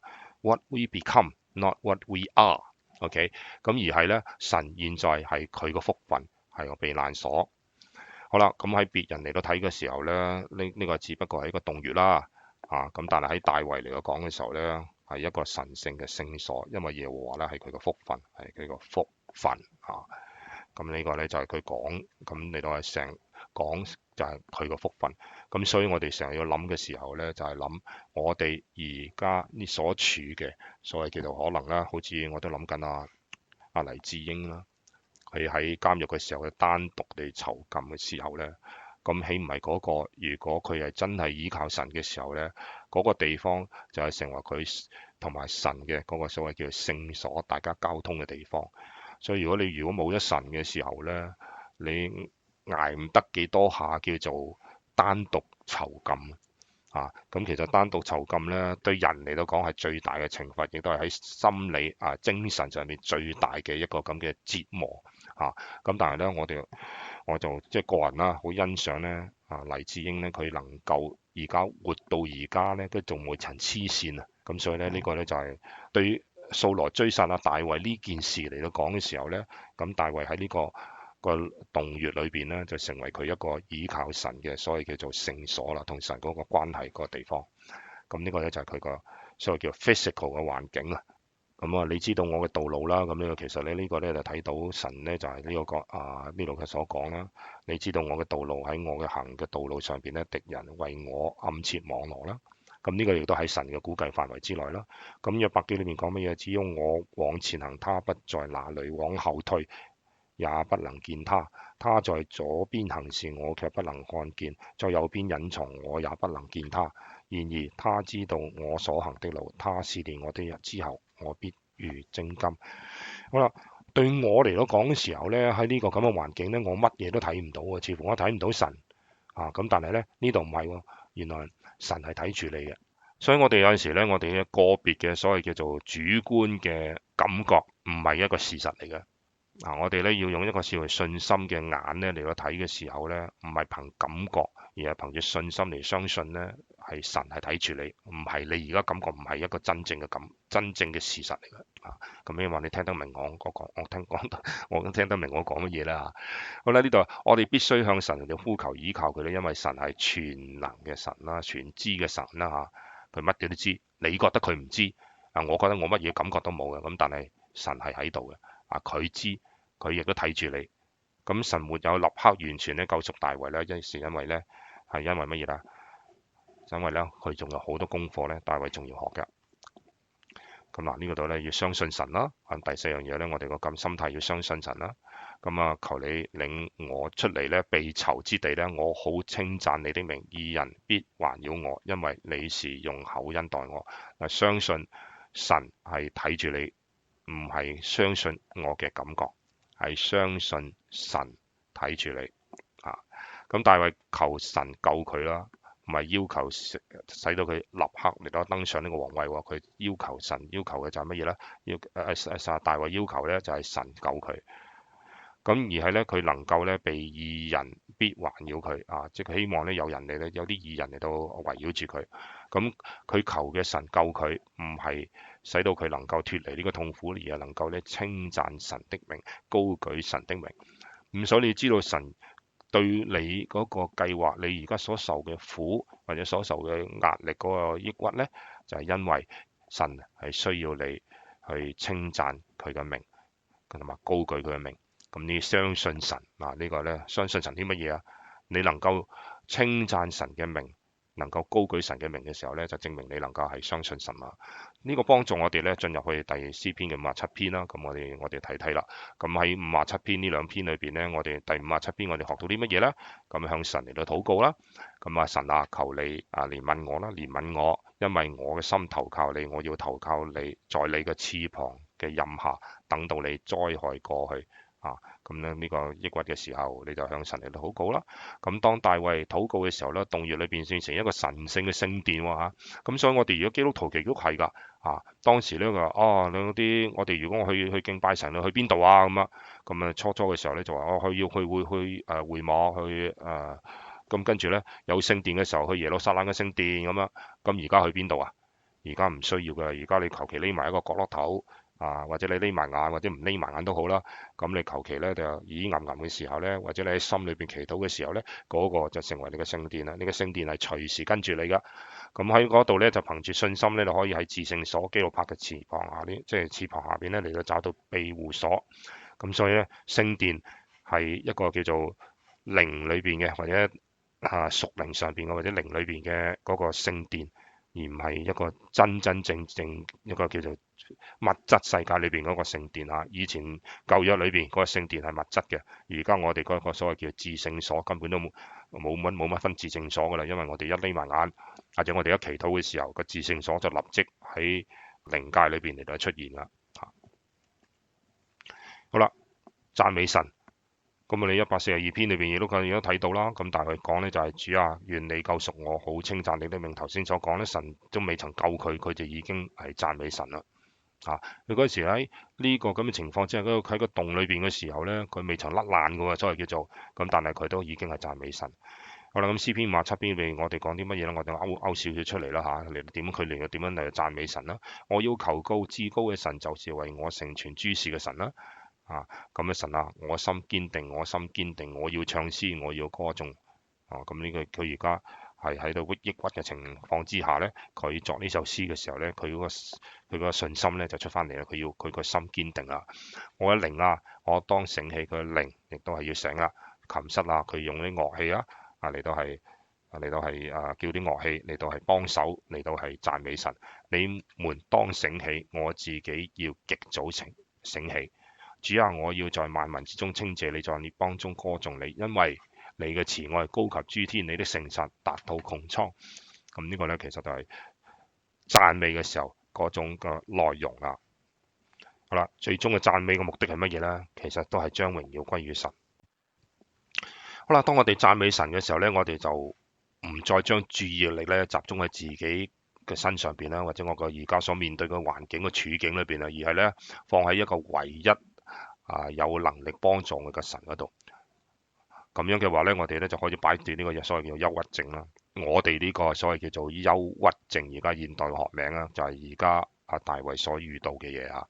另外一句咯咁呢就佢喺個亞杜蘭呢個洞裏邊呢，就走到去哈列嘅樹林啦嚇。咁大衛呢，就將佢嘅跟隨者咧帶到去山寨啦，咁樣所謂叫或者叫堡壘啦。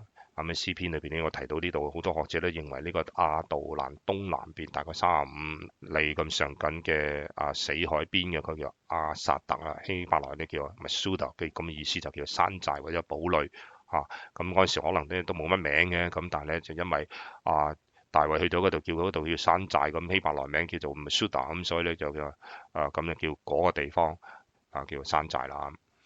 咁大衛為咗保護佢自己咧，逃避掃羅同埋個耳目咧，曾經喺曠野啦個山寨嗰度居住過啦。咁你睇到咧23、24節裏面講到啦。先知加得咧對大衛説：你不要住在山寨，要往猶大地去。大衛就離開那裏，進入哈列嘅樹林。咁點解佢唔繼續喺呢個亞杜蘭呢個洞裏邊住咧？就係因為先知加得叫佢去叫佢哈列呢個樹林裏邊，咁佢走去另一笪地方。咁呢個咧就可能咧就係神對先知加得講，叫大衛你而家去嗰度啦。咁好啦，喺嗰度嘅時候呢，咁我哋睇到有啲事情發生咗咯。咁喺個咁嘅環境嘅時候呢，咁亞比亞他呢個祭司呢，我頭先所講啦，咁佢出現啦。咁亦都係喺嗰度嘅時候呢，佢就成為佢哋其中嗰個600個人嘅一個部分啦。咁600個人裏邊呢，跟從者呢，咁但係有祭司。咁呢個祭司係邊個呢？就係後嚟呢，呢個祭司呢個亞比亞他呢，加入咗大衛呢個團體裏邊啦。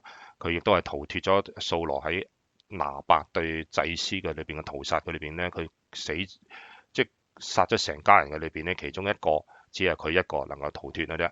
咁大衛咧亦不單咧就係承擔咗咧屠殺所有祭司嘅責任啦，佢亦都係承擔咗照顧亞比亞他同埋確保佢安全嘅責任啊。有件好重要嘅事咧，就係大衛不單單咧就係一位代表神向人發言嘅先知跟從佢啦。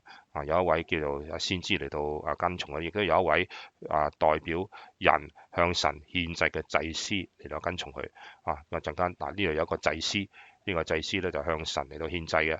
咁先知咧就係從神裏邊得到嘅指示咧嚟到俾人嘅，所以咧就一個上一個下，一個從上而下，一個從下而上。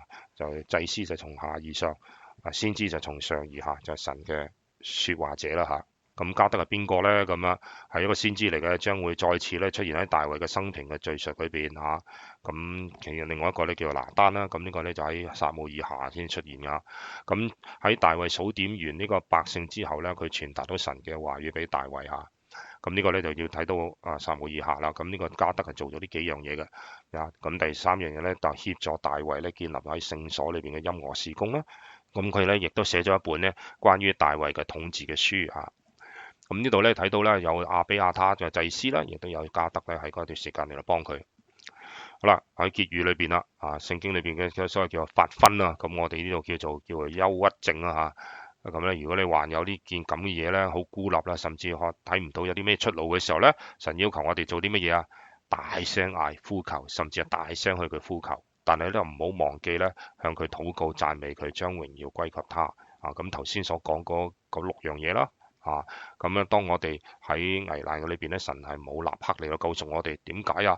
因為極可能咧就係因為我仲未曾學完所有嘅功課啦，咁我要我哋嘅鍛鍊啦，亦都係磨練我哋嘅品格。咁所以咧喺聖經裏邊新約裏邊講咧就係話，我哋每一次遇到呢啲成聖嘅過程嘅時候咧，其實咧就係鍛鍊我哋嘅品格。咁呢個咧就係呢個成聖過程嘅魂嘅裏邊嘅一種咁嘅操練啦嚇。咁大衛咧好似我哋一樣啦，都係一個罪人啦。咁其實我哋就係另外一啲所謂叫做大衛嘅 duplicate 啊，所謂嘅大衛嘅一模一樣嘅人嚟嘅。咁只不過我哋犯嘅有啲係多啲，有啲係呢邊多啲，有啲呢樣罪多啲，有啲係另外一樣罪多啲。咁但係個個其實都係大衛嘅版嚟嘅。咁犯咗好多嚴重嘅罪啦。咁譬如講大話、奸淫啊，或者謀殺咁咯。咁你話我都冇殺人㗎嘛？唔係神話你嬲嘅一個人嘅時候，其實已經殺咗呢個人啦。咁所以有冇犯呢？咁原來即係個個人都犯嘅。咁有陣時嗰啲白色謊言係咪謊言啊？咁白色謊言都係謊言啦，係咪啊？咁奸淫係點樣啊？奸淫耶穌基督話：喂，你睇見一個婦女動淫念嘅時候咧，其實都犯奸淫。咁有冇犯呢？好肯定犯啦，係嘛？日日你都見到啲女仔冇着衫啊，或者係啲唔係冇着衫，即係着得少啲衫啊，或者日日你都個試探都喺嗰度嘅，或者出街就已經有噶啦。咁但係神咧，亦都喺大衛咧俾我哋一個榜樣啦。咁大衛點樣經過？咁我哋一個榜樣，咁我哋亦都學習大衛作為一個榜樣嚇。咁如果大衛都能夠得救嘅話咧，我哋每一個人無論犯咗啲乜嘢罪嘅時候咧，只要你願意悔改咧，都能夠被赦免。咁大衛仲係一個好好嘅，即係所謂叫做神嘅俾個一個好好嘅名聲咧，叫做合神心意嘅人。咁我哋而家基督徒係咪個個都係合神心意啦？咁而家未。但係神係睇我哋將來，咁將來因為耶穌基督嘅寶血嘅緣故呢，我哋係會合神心意嘅。因為將來嘅緣故，我哋而家都係合神心意嘅人。咁所以呢，我哋睇到舊約裏邊，大衛有聖靈，我哋都有聖靈。大衛犯嘅錯誤，我哋亦都犯。咁所以大衛做過啲乜嘢呢？咁佢就係只不過求赦免嘅啫。咁如果係咁嘅時候呢，我哋做翻同樣嘅版呢，就係當我哋有啲咩犯咗啲咩罪嘅時候呢，只要我哋願意悔改嘅時候呢，我哋就得到赦免，就好似大衛一樣。好啦，呢個就成為我哋呢個結語啦。咁咧去到呢度，暫時呢，我哋去到第五節嘅時候呢，1至5節嘅時候呢，我哋學到啲乜嘢呢？咁咁我哋睇翻啦嚇，咁就係好簡單嘅啫。睇翻呢幾節正式即係呢篇 slide 嘅時候呢，係142篇。咁同埋第37篇嘅時候呢，我哋向神哀求啦，承認我哋嘅軟弱啦，咁跟住係倚靠神啦，咁亦都跟住呢就相信神啦，亦都向神嚟到禱告啦，嚟到讚美神啦。咁呢，我哋呢就係經過呢啲咁嘅步驟嘅時候呢，咁我哋可以睇得到呢，我哋喺呢個咁嘅危難嘅裏邊，咁我哋點樣嚟到出嚟呢？咁樣有啲咩方法呢？咁頭先已經講咗個結語裏邊已經講咗啦。好，聖經嘅話語嚇。好啦，掃羅在基比亞嘅拉馬，咁而家講到掃羅嗰邊喎嚇，咁坐在垂絲柳樹下，手裏拿着槍，眾臣僕侍立在左右。大衛喺嗰邊走佬啦，咁佢另外一邊呢，掃羅呢就要追殺啦。咁掃羅呢就去喺拉馬嘅時候呢，開一個會啦，所謂叫做咁佢開會呢，又唔係一間房嘅，咁喺個樹底下叫做垂絲柳樹底下。好啦。咁呢棵樹咧就咁上緊啦，咁呢個行近啲睇咧就呢執咁啊咁上緊嘢啦，咁叫垂絲柳樹。咁掃羅聽見大衛同埋跟隨嘅人在何處，就對左右侍立嘅臣僕說：便雅憫人啊，佢個族嚟噶嘛，你們要聽我的話。耶西嘅兒子能將田地同埋葡萄園賜給你們各人嗎？咁呢個啲利益嚟到係作為一個跟從佢嘅理由能立你們各人作千夫長、百夫長嗎？咁我睇到呢度嘅時候呢，喺現實嘅生活裏邊呢，你睇香港啲咁嘅立法會咁樣鬼議員嗰啲呢，豈唔係就係呢啲呢？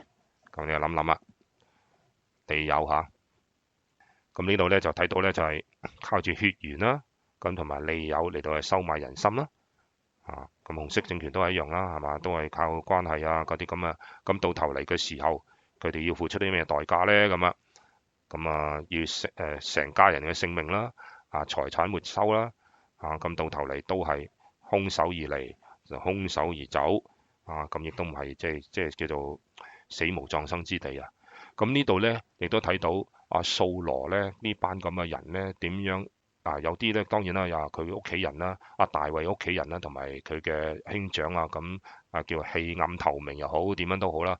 咁埋堆都埋大衛啦，但係另外有一班人呢，掃羅點樣嚟到碼住佢呢？使到佢能夠係幫佢嚟到係做嘢呢？咁就靠住呢啲咁嘅所謂叫利祿嚟到收買人心。咁亦都講話便雅憫人咁就靠住啲血緣啦。咁始終大衛同埋掃羅係唔同一個族噶嘛。我話你們竟都結黨害我，我的兒子同埋耶西嘅兒子。咁我的兒子就約拿單啦，耶西嘅兒子就大衛啦。就結盟嘅時候呢，無人告訴我，我的兒子挑唆我的臣子，即係我嘅兒子即係約拿單啦，挑唆我嘅臣子。呢度即係單數呢，就係指大衛啦。咁就係頭先所講嘅我的兒子耶西嘅兒子。咁佢又重複呢，就係我個仔同埋大衛呢謀害我。咁究竟係咪謀害呢？咁呢度就講得唔係好，根本就冇呢件咁嘅事但係睇翻後尾大衛所作嘅嘢，同埋約拿單所作嘅嘢咁就如今日嘅光景，也冇人告訴我，為我擔憂。呢個佢一廂情願嘅感覺呢，就係哇有人嚟害我咁。咁到一個高位嘅時候，咁而家維尼熊都係個個嚟都佢都覺得個個人害佢噶嘛。咁就如今呢，我哋嘅光景呢，又冇人告訴我，為我擔憂即係你一定要絕對忠誠而家唔忠誠有人好多唔忠誠咁其實一模一樣咁而家呢，即係一張板嗰隻維尼熊呢，咁同依個掃羅而家所處嘅處境呢，嗰個心理狀態呢，就差唔多啦，個個嚟害佢嘅。那時以東人多益站在掃羅嘅臣僕中間，咁有啲人呢，就係拍馬嗰啲、拍米皮嗰啲所謂叫做咁嗰啲咁啱啱其中呢度呢，有個叫做以東人多益啦，即係要即係圍住一個政權嘅領袖，尤其是無能嗰個領袖嘅時候呢，打啦打啦，打到佢倒啦，打嗰個倒啦咁嗰個司令咧就話唔打得，邊打得打喺度就好多聯軍搞掂搞唔掂打唔到咁呢度就講咩呢度多益咧就係嗰個即係煽風點火嗰個人啦咁而呢啲有好多人都知道咧唔打得㗎，打親嘅話咧又要美國又幫手日本仔又幫手咁處理啦而家睇翻套翻落去而家嘅時候咧，其實都係一模一樣嘅嘢嚟㗎咁跟住咧呢個多益咧。就成為嗰啲佢所謂叫做乜乜謀士嗰啲咁嘅人咧，就去對喺掃羅呢個臣僕嘅其中一個啦，對掃羅講乜嘢？我曾看見耶西嘅兒子去到拿伯亞希突嘅兒子亞希米勒那裏，即係祭司嗰班人啦頭先所講嘅亞希米勒為他求問耶和華，又給他食物，並給他殺非利士人哥利亞嘅刀。咁呢度咧有個人咧煽風點火啦話唔係好多人害你咁王呢就打發咗咧祭司亞希突嘅兒子亞希米勒啦，同埋佢父親嘅全家咧，就是住喺拿伯嘅嗰個所謂叫做祭司嘅大本營啦都召嚟召去邊度召去呢度咁佢哋咧就嚟到見王啦。咁問下喂，點解你放走咗大衛咁？好啦，掃羅講乜嘢亞希突嘅兒子要聽我嘅話，他回答說：王我在這裏。咁掃羅對佢講乜嘢？你為什麼與耶西嘅兒子結黨害我？將食物同埋刀給他，又為他求問神。咁佢有冇求問神呢個唔知道啊，咁我哋陣間去討論一下啦。使到佢起嚟謀害我，就如今日嘅光景。我搞成咁樣嘅，都係因為你幫大衛咁樣，類似咁啊。咁呢個係佢講啊。咁亞希米勒咧回答王說：王嘅臣僕中有誰比大衛忠心呢？咁個個睇法同佢睇法唔同嘅喎。他是王的女婿，又是王的參謀，並且在王家中是尊貴的。我豈是從今日才為他求問神呢？斷不是這樣。王不要將罪歸我同埋我父嘅全家，因為這事無論大小，僕人都不知道。咁你頭先睇翻對話嘅時候呢，大衛根本就呃咗佢。佢話有特別任務啊，咁佢乜都唔知嘅。咁佢亦都冇講大話喎，亞希米勒都冇講大話喎。王說：亞希米勒啊，你和你父家全部都要該死。哇，無緣無故走去殺人喎，仲唔止殺一個添。咁王就吩咐左右嘅侍衛說：你們去殺耶和華嘅祭司。話啲侍衛叫佢殺耶和華祭司，嗰啲侍衛唔夠膽做啊，因為他們幫助大衛，又知道大衛逃跑，竟沒有告訴我個罪狀係乜嘢啊？咁就係謀害我，但係又放走大衛嚇。咁掃羅嘅臣子卻不肯伸手殺耶和華祭司，哇，好大鑊嘅喎，即係好似而家咁啊，某權力嗰個維尼昂叫，喂，你殺啲人民啦咁因為啲人民反對我，咁亦都而家睇到咧，伊朗裏邊亦都係一模一樣啦，係嘛？所以而家佢就要做呢樣嘢啦，呢個咁獨裁嘅人咧就係做呢樣嘢啦。呢個掃羅嘅臣子卻不肯伸手殺耶和華嘅祭司。咁即係攞住軍權嗰啲人呢，唔肯出手去殺呢啲無辜嘅人嗰啲咁嘅所謂嘅百姓又好，人民又好啊。咁總有人會做噶嘛，咁有啲嗰啲擦鞋嗰啲就會做啦。咁王吩咐多益說：你去殺祭司吧。咁以東人多益呢，就去殺祭司啦。那日殺了穿細麻布以弗得嘅85人，即係有祭司職務嘅有85個啦。咁又用刀呢，就將祭司城拿八嘅男女孩童吃奶的，同埋牛羊驢都盡殺絕咁即係將佢哋全家人都冚唪唥剷除。咁而家嗰啲落馬嗰啲喺紅色政權裏邊落馬嗰啲冚唪唥都係咁啦，係嘛？都係男女孩童吃奶抄家所謂咧就牛羊驢都盡殺滅。咁而家喺度呢個歷史上面掃羅所作嘅，而家現實嘅生活裏邊其實就做緊同樣嘅嘢。咁亞希特嘅兒子亞希米勒有一個兒子咧，名叫亞比亞他，逃到大衛那裏。咁亞比亞他咧就將掃羅殺耶和華嘅祭司同埋祭司嘅事咧話俾佢聽啦。咁將所謂叫做抄家嘅嘢咧冚唪唥話晒俾大衛聽。咁佢唯一一個咧就係喺拿伯裏邊嗱，所有嘅祭司都去咗呢度啦。咁拿伯裏邊咧亦都發生一啲慘案啦。咁唯一一個走得甩嘅就係嗰個叫亞比亞他啦。咁佢走去邊度啦？咁佢就走去哈列嗰度咧，大衛當時嘅地方咧就係去投靠咧，就喺呢笪地方。咁大衛對亞比亞他說：那日我見以東人多益在那裏，就知道他必告訴掃羅。咁當時你都見到啦，大衛喺度嘅時候都見到噶，見到多益喺度。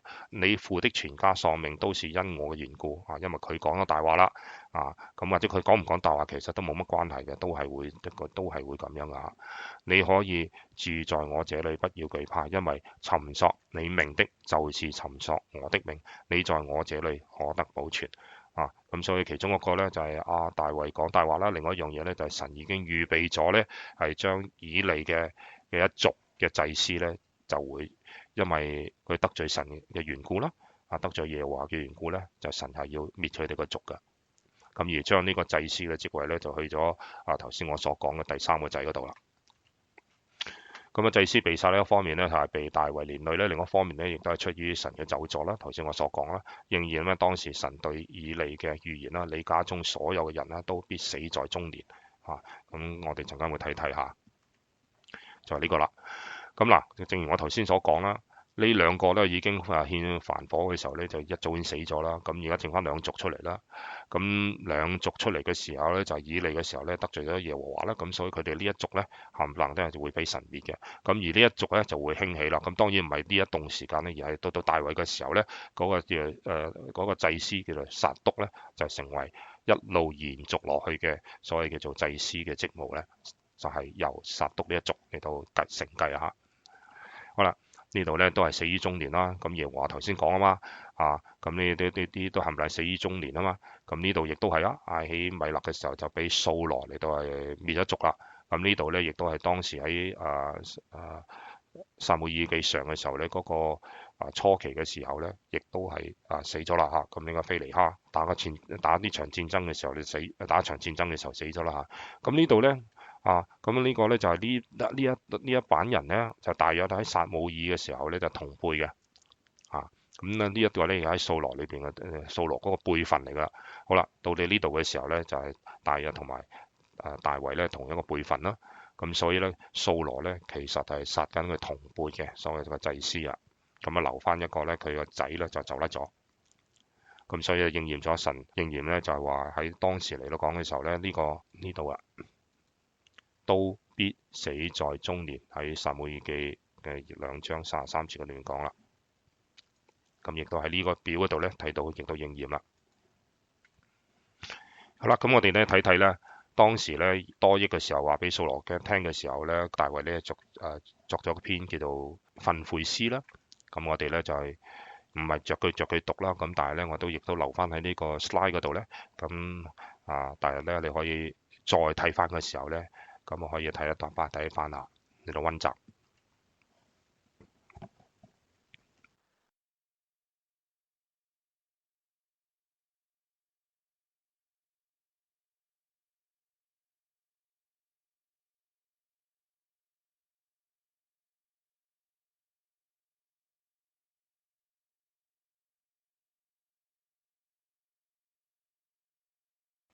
完咗呢個咁嘅敘述之後呢，咁我哋喺呢度呢，究竟有啲乜嘢我哋可以學到嘅呢？咁喺20至到22節裏邊，除咗呢首詩之外呢，喺當時呢，多益嗰個時間呢，我哋呢就睇得到佢作嘅詩啦。好，咁我哋呢就繼續落去咁樣睇睇我哋喺呢度由20章至22章入邊呢，我哋喺宏觀嘅裏邊有啲乜嘢我哋會漏咗呢？而係我哋想可以喺呢度可以學到啲乜嘢呢？或者喺呢度我哋可以神話定話俾我哋聽啲乜嘢呢？喺個背景裏邊咧，我哋睇得到啦掃羅咧至少係3次咧向大衛嚟到投擲呢個長矛啦。點解3次咧？咁就係3次啦咁掃羅咧派使者去大衛嗰裏邊咧，想殺大衛啦。記得呢啲咁嘅細節啦咁掃羅咧派咗3組嘅士兵，又係3次啦，3組嘅士兵去追殺佢咧。咁結果做咩啊？結果個個都走去做到 prophesy 啦，咁叫做讚美神啦咁到最後嘅時候咧，佢自己親自出馬啦，去拉馬咧就殺大衛啦。咁所以大衛咧決定咧離開呢個撒母耳咧居住嘅拉馬地方咧。大衛似乎咧缺乏信心啦，咁開始睇到嘅佢個信心開始就跌落去咯。咁亦都睇到咧，就拉馬嗰度咧就掃羅去到嘅時候咧，亦都係第2次嘅聖靈嘅充滿嘅時候咧，佢亦都係做咗先知嘅工作咧，就係讚美神啦叫做 prophesy 啦，叫做説預言啦我哋亦都睇翻純良像鴿子喎，喺呢度嘅時間係咪大衛係咪純良如鴿子咧咁如果我哋承受啲面對嘅話咧，神肯定咧會救我哋嘅。咁但係咧人係人嚟噶嘛，咁人始終都係一個物質世界嘅動物嚟噶。咁你要我要我用一啲睇唔到嘅靈界嗰裏邊咧嘅嗰個嚟到睇嘢嘅時候咧，即係用信心嚟到睇嘢嘅時候咧，有陣時都唔能夠堅持得太耐嘅。咁但係咧個原則就係乜嘢咧？當我哋誠實面對嘅神係會肯定咧會救我哋嘅。調翻轉頭咧，如果我哋咧係用詭計，即係用自己嘅方法我依靠你咁，依下靠神之後咧，跟住咧又用翻自己嘅方法嘅時候咧，咁用翻自己嘅方法就係啲乜嘢咧？就係詭計同埋講大話咁啊！咁就喺冇意識嘅時間咧，咁就變咗咧係變本加厲地用自己嗰啲謊言咧，再加謊言，再加謊言，咁一路變本加厲落去。咁呢個大衛咧，亦都係成為一個我哋嘅例子啦。大衛喺祭司希米勒面前咧嚟到撒謊咧，結果你連累咗85個祭司同埋整個村莊嘅人，包括男女啦，即係所謂叫做滅族啦咁大衛亦都係繼續咧喺加德王嘅亞吉面前咧就扮咗白痴。咁使唔使做到咁即係咁低下咧咁啊？咁呢個咧就係佢如果冇做呢樣嘢嘅時候，冇講大話嘅時候，咁唔需要做呢個白痴啦。咁究竟佢做白痴呢個究竟係咪純良像鴿子咧咁啊？咁你自己諗啦，因為當時嘅時候費事硬碰硬啦咁就係做咗呢樣嘢就扮白痴，呢個係事實啦。咁大衛被呢個加德王咧亞吉追殺嘅時候，亦都寫到呢個詩篇第34篇啦。咁裏邊咧，你都講義人呼求，耶和華聽見了，便救他們脫離一切嘅患難。咁呢個咧就係、雖然佢係有咁嘅弱點啦，但係佢嘅信心咧，都仍然咧係寫咗佢都係有一個信心喺度，就係寫咗詩篇嘅34篇。好啦，大衛講咗3個大話啊嘛。咁第一個大話係乜嘢啊？咁就係約拿單同意咧，同大衛嘅提議咧嚟去測試掃羅咧，佢究竟係喺呢個筵席裏邊究竟會唔會殺佢咧？咁大衛如果掃羅係大怒嘅話咧，即係嬲嘅話咧，咁啊大衛咧就顧慮咧就啱嘅，咁佢真係離死咧，只不過係好近嘅啫嚇。咁但係咧，如果掃羅原諒大衛嘅時候咧，咁大衛嘅顧慮係多餘嘅，咁但係結果係乜嘢啊？咁掃羅的確大怒啦，咁但係呢個計劃咧，唯一嘅問題咧就係要向掃羅嚟講大話啦。咁呢個暗號係乜嘢咧？點樣講大話？約拿單咧去向大衛藏身嘅地方咧射咗3支箭啦，咁啊結果咧就係約拿單咧會大聲對呢個書童講，咁講嗰個暗號咧就係成為佢哋究竟走定唔走啦。咁似乎咧好似同個書童講，但係實際上邊咧就係同大衛喺匿埋喺樹林裏邊嘅大衛講。大衛同埋約拿單嗰個盟約係乜嘢咧？即係佢臨走之前。咁約拿單答應個筵席第3日嘅時候咧，大衛就話俾佢聽，究竟掃羅會唔會殺佢？咁約拿單要求大衛咧重新去嚟到立約啦，立啲乜嘢約啊？咁就係願意接受大衛為王啦。咁啊大衛亦都答應佢咧照顧約拿單嘅屋企人啦。咁呢個咧到最後嘅時候咧，大衛亦都係就做咗呢樣嘢啦。咁就係米非波設，即係約拿單嘅後人咧，佢都恩待佢咁照顧約拿單嗰個當時走難嘅時候咧跌斷咗嘅腳嘅仔米非波設，咁喺王嘅面前嚟到吃飯添啊，咁所以俾約拿單嘅後人咧有一個好高嘅所謂叫做榮耀啦嚇，咁所以咧大衛係做咗照顧約拿單呢個答應咗呢個咁嘅諾言，佢成就咗嘅。咁掃羅個回應係乜嘢啊？咁筵席嘅第一天嘅時候咧，掃羅一言不發啦，以為大衛咧可能喺儀式上邊不潔啦，咁第二日都係咁樣啦，咁到第二日都唔需要3日啦，咁第二日嘅時候咧，約拿單動聽嘅謊言啦，咁就係因為要救大衛嘅緣故咧，呢度約拿單咧亦都係對掃羅咧講咗大話啦。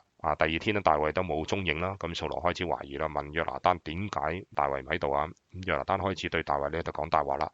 大衛切求回本城伯利恆去，因為他全家在那裏獻年祭。咁就係嗰個大衛就係話佢唔嚟得，因為翻咗佢自己嘅鄉下咁伯利恆嗰度咧就獻年祭咁啊。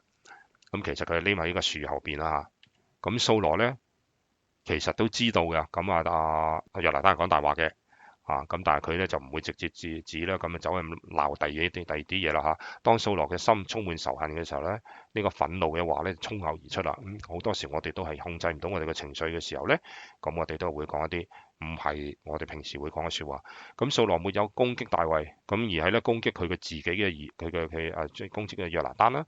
咁掃羅長篇大論咧，似乎係話即係鬧佢自己嘅妻子啦。咁佢冇鬧冇直接咁樣鬧佢。即係約拿單嘅約拿單，佢又鬧佢約拿單嘅阿媽。咁其實掃羅係講咩？你根本不是我的兒子，你係嗰個私生仔。咁呢啲係咪事實咧？唔係事實嚟噶嘛。當約拿單勸誡呢個父親嘅時候，並拒絕服從呢個王命嘅時候咧，約拿單用長矛咧就投向約拿單。咁呢個動作咧即係向阿大衛嗰個動作咧，咁而家向阿約拿單啦。好啦，大衛咧喺個逃亡裏邊咧，亦都係作到啲詩歌咧，咁寫低落嚟呢度嚇。當大衛逃到拿伯嘅時候開始咧，大約10年嘅流亡生涯啦嚇。咁喺呢個歲月裏邊咧，寫到咁多嘅詩啦咁咧其中第18首咧係讚美嘅詩。當大衛當神幫助大衛咧戰勝敵人嘅時候，佢寫咗呢首詩。咁好啦，喺呢首詩喺呢啲詩裏邊咧，其中2個咧係關於耶穌基督嘅喺十字架上邊嘅詩啦。咁我即管勾咗個出嚟啦，就講啦，就係佢當佢逃難嘅時候咧，佢感受到即係神嘅聖靈嘅感動啦，感受到啲乜嘢咧？就係喺22章嘅1節嗰啲邊就係我的神，我的神，為什麼離棄我？為什麼遠離不救我？不聽我哀哼的言語。咁呢個就係耶穌基督喺十架七言咧，十架上面嘅十架七言咧，居然咧喺大衛嘅詩裏邊咧，聖靈嘅感動咧係講出呢樣嘢。咁31篇嘅5節裏邊講乜嘢啊？我將我嘅靈魂交在你手裏，耶和華誠實的神啊，你救贖了我。就好似咧耶穌基督當時嘅時候咧，就好似大衛而家咁樣咁佢感受到耶穌基督喺當時嘅時候咧將佢個靈魂咧交託俾神嘅時候好啦，咁呢度咧係睇到呢個題外話少少啦，咁都係喺大衛逃亡嘅時候咧，感受到耶穌基督喺十字架上邊嘅一種咁嘅感覺大衛第二個方言啦，咁樣有人講大話嘅時候咧，係一個接住一個，你以為走得甩咁樣第一個咁點知咧，原來喺現實嘅生活裏邊咧，一個方言去冚一個方言嘅時候咧，咁你睇到好多時咧一啲政權或者一啲咁嘅領導者咁講咗大話嘅時候咧，覺得好爽點知咧呢個大話一出即係大話一出嚟嘅時候咧，咁咧佢又要用另外一個大話去冚另外一個大話啦頭一個大話啦。咁大衛逐字一人嚟到基比亞嘅時候咧，大家山裏嘅祭司城嘅時候嘅拿伯啦，咁會幕咧就當時喺嗰度咁當時約櫃咧亦都喺基列耶琳嘅呢個亞比拿大嘅屋企啦，咁跟住搬嚟搬去嗰啲搬到做喺當時嘅時候咧，約櫃就喺嗰度，但係祭司就喺拿伯。咁呢個使到大祭司亞希米勒啦，咁以利嘅曾孫啦，頭先睇到嗰個族譜嘅時候咧，你睇到咁亦都係被稱為叫亞希亞咧，佢另外一個名叫亞希亞啦。咁驚訝，使到咧，因為亞希米勒都冇諗到大衛會嚟噶嘛，所以咧亞希米勒咧就好驚訝啦，想知道佢點解冇皇室嘅人嚟同行咧？咁大衛咧講嘅大話係乜嘢啊？王吩咐我一件事，說我差遣你委託你的這件事，不要使人知道，故此我要派定少年人在某處等候我。咁呢個大話咧喺呢度咧，大衛好明顯咧就講大話啦。咁有好多人咧就爭議咁講，喂，陳設餅係俾神嘅喎，咁俾神嗰啲嘢你點可以立翻走嘅咧？立嚟走嘅咧咁咁呢度亦都即係喺耶穌基督裏邊咧，亦都提過呢樣嘢噶咁咧好多人都認為咧即係尤其是喺律法裏邊咧，猶太人要守嘅律法裏邊咧，覺得呢個聖殿嘅聖物咧係唔可以隨便俾人食嘅。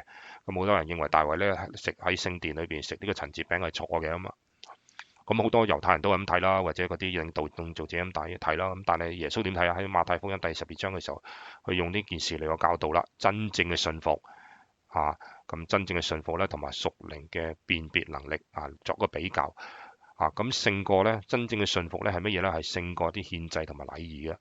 咁屬靈嘅辨別力咧就係乜嘢律法嘅精義係愛神同埋愛人啊嘛。咁我哋唔應該咧就係拘泥於咧就走去嗰啲守一啲律法而係唔去守一啲靈裏邊所需要嘅精義。所謂律法上面嘅精義咧就係靈意裏邊咧就話愛神愛人啊嘛。咁睇到咧就係真正嘅信服同埋屬靈嘅辨別力咧咁我哋就用呢兩件嚟到係耶穌基督用呢兩件事教訓我哋。咁所以憐憫係勝過文字上邊所講嘅律法。咁就以呢件事情嚟講，咁當時其實有咁嘅需要嘅時候，呢啲只不過係陳設餅，只不過係一啲物質上邊嘅嘢嚟嘅啫嘛。咁亦都提到呢個以東人嘅多益啦咁大衛喺哥利亞嘅劍裏邊啦即係仲要咗哥利亞嘅劍啦大衛都要咗哥利亞嘅劍啦，同埋以弗得一起就放在呢個帳篷裏邊啦。咁點解多益嘅以東人都會喺啲會幕裏邊留在耶和華面前咧？咁你要探討一下點解佢會喺度咧？咁啱佢喺度，咁當然有神嘅命定啦咁或者佢因為工作嘅緣故啦，喺作為呢個有個職位叫做司牧長啦，咁佢需要咧加入猶太教，你遵守希伯來嘅信仰啦咁所以佢喺嗰度咧就喺祭司個面前出現啦。亦都可能咧就因為某個原因啦，多益咧玷污咗自己啦，喺神嘅面前咧嚟潔淨自己，所以佢就去到祭司嘅面前啦咁大衛知道多益咧會向掃羅嚟到報告，意味住咧有麻煩。咁其實佢已經喺當時嘅時候已經知道咁即管提下呢個人同埋嗰個時間嘅時候，點解嗰個時間性會咁啱？呢個以東人多益會喺嗰度咧？到你最後嘅時候，佢就係做一個叫劊子手啦，將所有嗰啲一族嘅祭司完全嚟到係叫滅族嘅抄家咁啦。好啦，佢第三個方言係乜嘢啊？喺拿伯去到加特嘅時候咧，大衛對掃羅嘅恐懼咧，暫時取代咗耶和華嘅信心啦。佢走咗23里度喎。咁去到敵人嘅加德嘅城裏邊啦，裏邊咧有非利士巨人哥利亞嘅故鄉嚟嘅。點解會周圍唔走就走咗去嗰度呢？咁啊，咁呢個好奇怪嘅喎。咁大衛因為殺死咗哥利亞咧而非常聞名喺嗰度，佢唔應該喺嗰度出現嘅。又或者佢咧身上面有巨大嘅劍咧，表露咗佢嘅身份啦。加特咧喺國王同埋人民咧都對大衛咧虎視眈眈啊。咁所以咧即係你喺一個唔屬於你嘅地方咧，咁啊俾人哋及住啦。咁啊，結果大衛要做啲乜嘢啊？講大話要裝瘋啦，咁咧就喺嗰度就在眾人面前咧改變佢個異動啦，咁咧就係裝瘋啦。咁雖然佢平安冇事咁樣逃脫咗啦，咁但係如果大衛願意等候就唔好走咗去嗰個加特嗰度啦，咁咧並尋求主的旨意嘅時候咧，留喺拉馬咧，咁話佢唔會惹上咁多麻煩。咁呢個呢，就係歷史上邊係冇如果嘅假設咧或者啲咁嘢，咁但係事實上邊呢，佢就因為一時之間嘅信心軟弱呢，咁啊亂咁走，咁啊喺拉馬嗰度呢，就走咗去加特嗰度，咁同埋喺中間呢，就係轉嚟轉去咁樣啦嚇，咁就好似以色列人咁啦，都喺出埃及嘅時候啦，咁喺曠野裏邊呢，就漂流咗40年啦，咁其實呢，就一行過去有信心，一行過去咁就係噶啦。咁大衛亦都可能咧，就係咁嘅情況啦。喺拉馬留低喺度嘅時候，咁佢可能就唔需要唞下跑下咁啊，講咗就係3個大話啦。咁3個大話嗰個結局係乜嘢咧？個結果係乜嘢咧？咁啊，各自有各自，因為第一個大話，所以有第二個大話，所以有第3個大話。好啦，結果啦，3個謊言嘅時候，有咩事情發生咗咧？咁多益利用自己嘅知識嚟取悅掃羅啦，提高自己嘅地位啦。咁呢個俾咗人呢個機會咧，就升官發財啦。多益沒有因逼迫神所受膏嘅君王咧，更沒有誣告大祭司而咁就慚愧啦嚇。咁呢個咧睇到啦，呢個人咧就俾個機會俾佢嚟到犯罪，但係喺犯罪嘅當中佢冇一個羞愧嚇。咁難怪咧，大衛咧鄙視多益啦。喺52篇嘅時候咧，詩篇52篇裏邊咧就鬧下多益嘅嚇。可能頭先亦都講過咧，佢喺一個樹下邊啦，叫做垂絲柳樹嗰度咧，就嚟開庭啊。掃羅咧就開庭審判。咁其實喺嗰度咧就係召集啲人做一個審判咧，就我應唔應該去追殺大衛咁啊？哦，都係同一個族人啊，你又同一個族人啊，亦都係因為咧掃羅嘅仔約拿單同埋大衛咧就謀逆我，咁諸如此類啦嚇。咁咧就呢個時候咧有消息傳嚟咧，大衛嘅藏身之處啦，咁可能喺死海嘅附近啦，咁佢就上去揾人嚟幫手嚟到追殺大衛啦。咁掃羅相信佢嘅手下咧對佢不忠啦，咁呢個疑神疑鬼啦，咁因為佢冇咧告訴他大衛同埋約拿單立嘅約，咁冇人同佢講大衛同約拿單立嘅約，咁所以佢就懷疑咧佢班手下咧冇對佢不忠，冇講呢件事俾佢聽。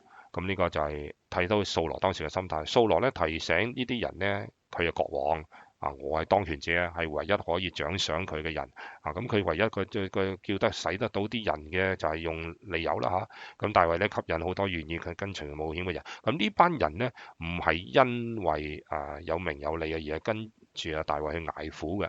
咁佢哋咧企埋一邊，即係企咗一邊咧係正義嘅一邊。咁佢哋就得到神嘅喜悅啊！咁所以喺將來咧喺大衛嘅歷史嗰裏邊咧，佢哋有留名啊，所謂叫做。但係咧，掃羅咧用賄賂啦，同埋嗰個恐懼嘅手段咧嚟到係維持佢個軍隊。咁呢個政權唔穩定嘅時候咧，咁佢唯有用啲咩方法咧，就用恐懼咯，嚇下你啦，恐嚇你啦。咁而家睇到呢個有啲伊朗嘅政權啊，同埋紅色嘅政權都係做翻同樣嘅動作，恐嚇你。跟住咧就係打貪打乜嘢貪啊？全部都嗰啲都係貪，就係用呢啲咁嘅手段咧嚟到係控制呢啲佢唔可以控制到嘅人。咁多益亦都係做到一個有好多謊言啦嚇。咁呢度都有呢啲20章至到22章咧，其實講緊個個人都係講大話。咁多益佢講咧，佢喺拿伯見到大衛咧，大祭司亞希米勒俾佢食物同埋哥利亞劍，哥利亞嘅劍係放喺以弗得嘅旁邊啦。咁咧呢個咧都係實話，佢講嘅實話，呢啲實話。但係咧通常咧魔鬼做嘅嘢就係乜嘢咧？有一啲啲係實話，有一啲啲咧就係唔係實話。咁你等到咧就似是而非啦。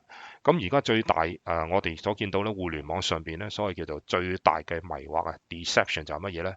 你所睇到嘅嘢咧，可能大部分都係假嘅，只有一少少嘅部分係真嘅啫。咁你就會覺得咧就呢個就係真理啦。咁所以我哋要好小心到你末後嘅時候咧，尤其是 AI 嘅興起啦，你都唔知道嗰句你見到嘅嘢係真定係假嘅。咁呢個就係將來咁所謂嘅耶穌基督所講嘅就係末世嘅大迷惑，而家喺我哋嘅面前啦。好啦，但係咧喺聖經裏邊冇話俾我哋聽咧，大祭司使用過烏靈同埋土明嚟到幫助大衛尋求神嘅旨意。呢個就假嘢咯。咁所以多益嘅謊言咧，使到佢咧就得到掃羅嘅信任。咁頭先我哋所講到咧，大衛喺祭司嗰度做咗啲乜嘢啦？攞到把刀，攞到一陳節餅啦，同埋嚟到求問神啦。咁但係求問神可能係一個好 general 嘅，所謂叫一般性嘅祝福啦。其實有冇祝福都唔知。咁但係佢去到祭司嗰度咧，祭司都會對大衛有啲祝福嘅。咁但係實際上邊冇去到一個地步咧，就係話用烏靈同埋土明咧為大衛嚟到尋求神嘅旨意。咁所以咧就呢度咧亦都係多啲嘅講呢個大話啦。好啦，呢度已經睇到咧，掃羅咧當時佢嗰個高高在上嘅嗰個狀態，嗰個自我嘅狀態，呢個驕傲嘅狀態，佢做呢啲乜嘢咧？佢唔尊敬大祭司。咁掃羅拒絕咧，以大祭司嘅名字咧嚟到稱呼佢啦。佢同埋多益一樣咧，稱亞希米勒咧為亞希突嘅兒子，即係話你阿爸嘅仔咁啊，邊個咁啊。咁其實亞希米勒呢個名字嘅意思就係王嘅兄弟啊嘛。咁你理論上咧用呢個叫翻佢個名嘅時候咧，就即係話咧尊敬大祭司咧就話王嘅兄弟。咁掃羅咧唔想俾佢一個咁嘅榮耀啦，咁所以咧對亞希突嘅意思就係好兄弟我冇叫到你係好兄弟。咁掃羅顯然喺竭盡力咧嚟到係侮辱大祭司啦，你即係對神所高立嘅大祭司，佢都喺度羞辱咁即係你而家其實就做啲乜嘢咧？你羞辱緊神啊！咁其實佢本來咧應該係大祭司面前咧懺悔自己嘅罪咧，並且尋求神嘅寬恕。但係佢已經係高傲到一個地步咧，佢都冇辦法嚟到係懺悔啦。咁所以神咧亦都任憑佢聖靈離開佢嘅時候咧，任憑佢做啲乜嘢啦。亞希米勒嘅回應係乜嘢啊？咁佢都係講大實話啫。當亞希米勒聽到這些事指控嘅時候咧，首先咧就為大衛辯護啦，咁都唔係辯護，佢講事實啫。咁提醒阿掃羅咧，大衛係一個忠心嘅僕人，係一個勇敢而忠心嘅戰士啦。咁如果唔係嘅話，大衛阿掃羅都唔會俾阿大衛有一個咁嘅叫做軍銜啦嚇。大衛係掃羅嘅女婿啦，亦都唔會係成為佢女婿啦。佢冇理由揾個講大話嘅，或者揾個謀害佢嘅人做女婿噶嘛。咁亦都係一個皇室裏邊嘅成員啦，甚至咧擔任掃羅嘅叫做侍衛長有高嘅職位啦。咁聽從大衛嘅命令啦嚇。咁亞希米勒否認咧，就用個以弗得嚟到幫助大衛尋求神嘅指示。咁所以佢都係講緊呢個咁嘅回應啦。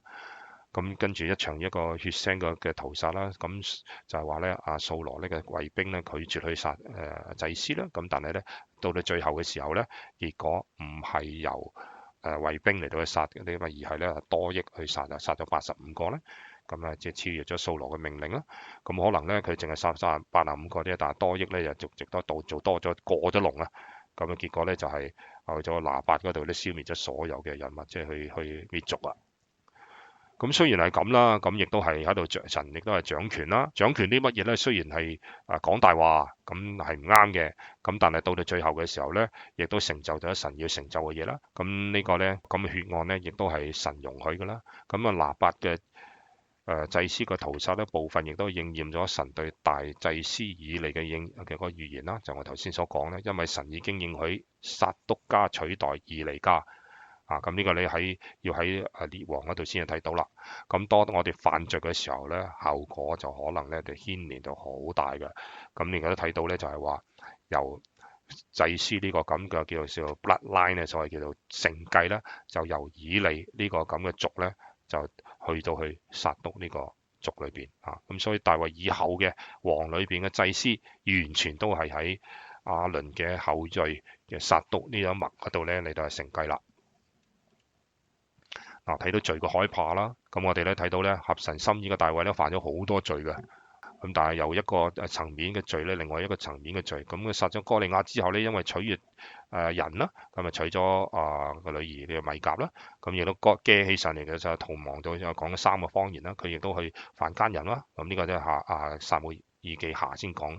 但係神呢，如果透過大衛咧帶出無罪嘅彌賽亞呢個神嘅極大嘅恩典咧，耶穌基督啦嚇，咁神向我哋咧嚟到揭示大衛嘅軟弱咧，使到我哋可以學習。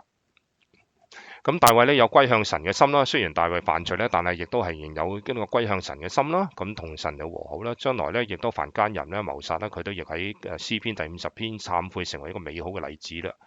咁啊，至少咧有8篇嘅詩篇咧係關於大衛逃亡咧，俾掃羅追殺嘅。但係有2篇啊，就22撒母耳記上嘅20至到22咧，章裏邊呢個20至到22章裏邊咧，直接嘅關係咧就喺詩篇56篇裏邊咧，關於佢嘅試煉；係34篇裏邊咧，關於佢嘅感恩。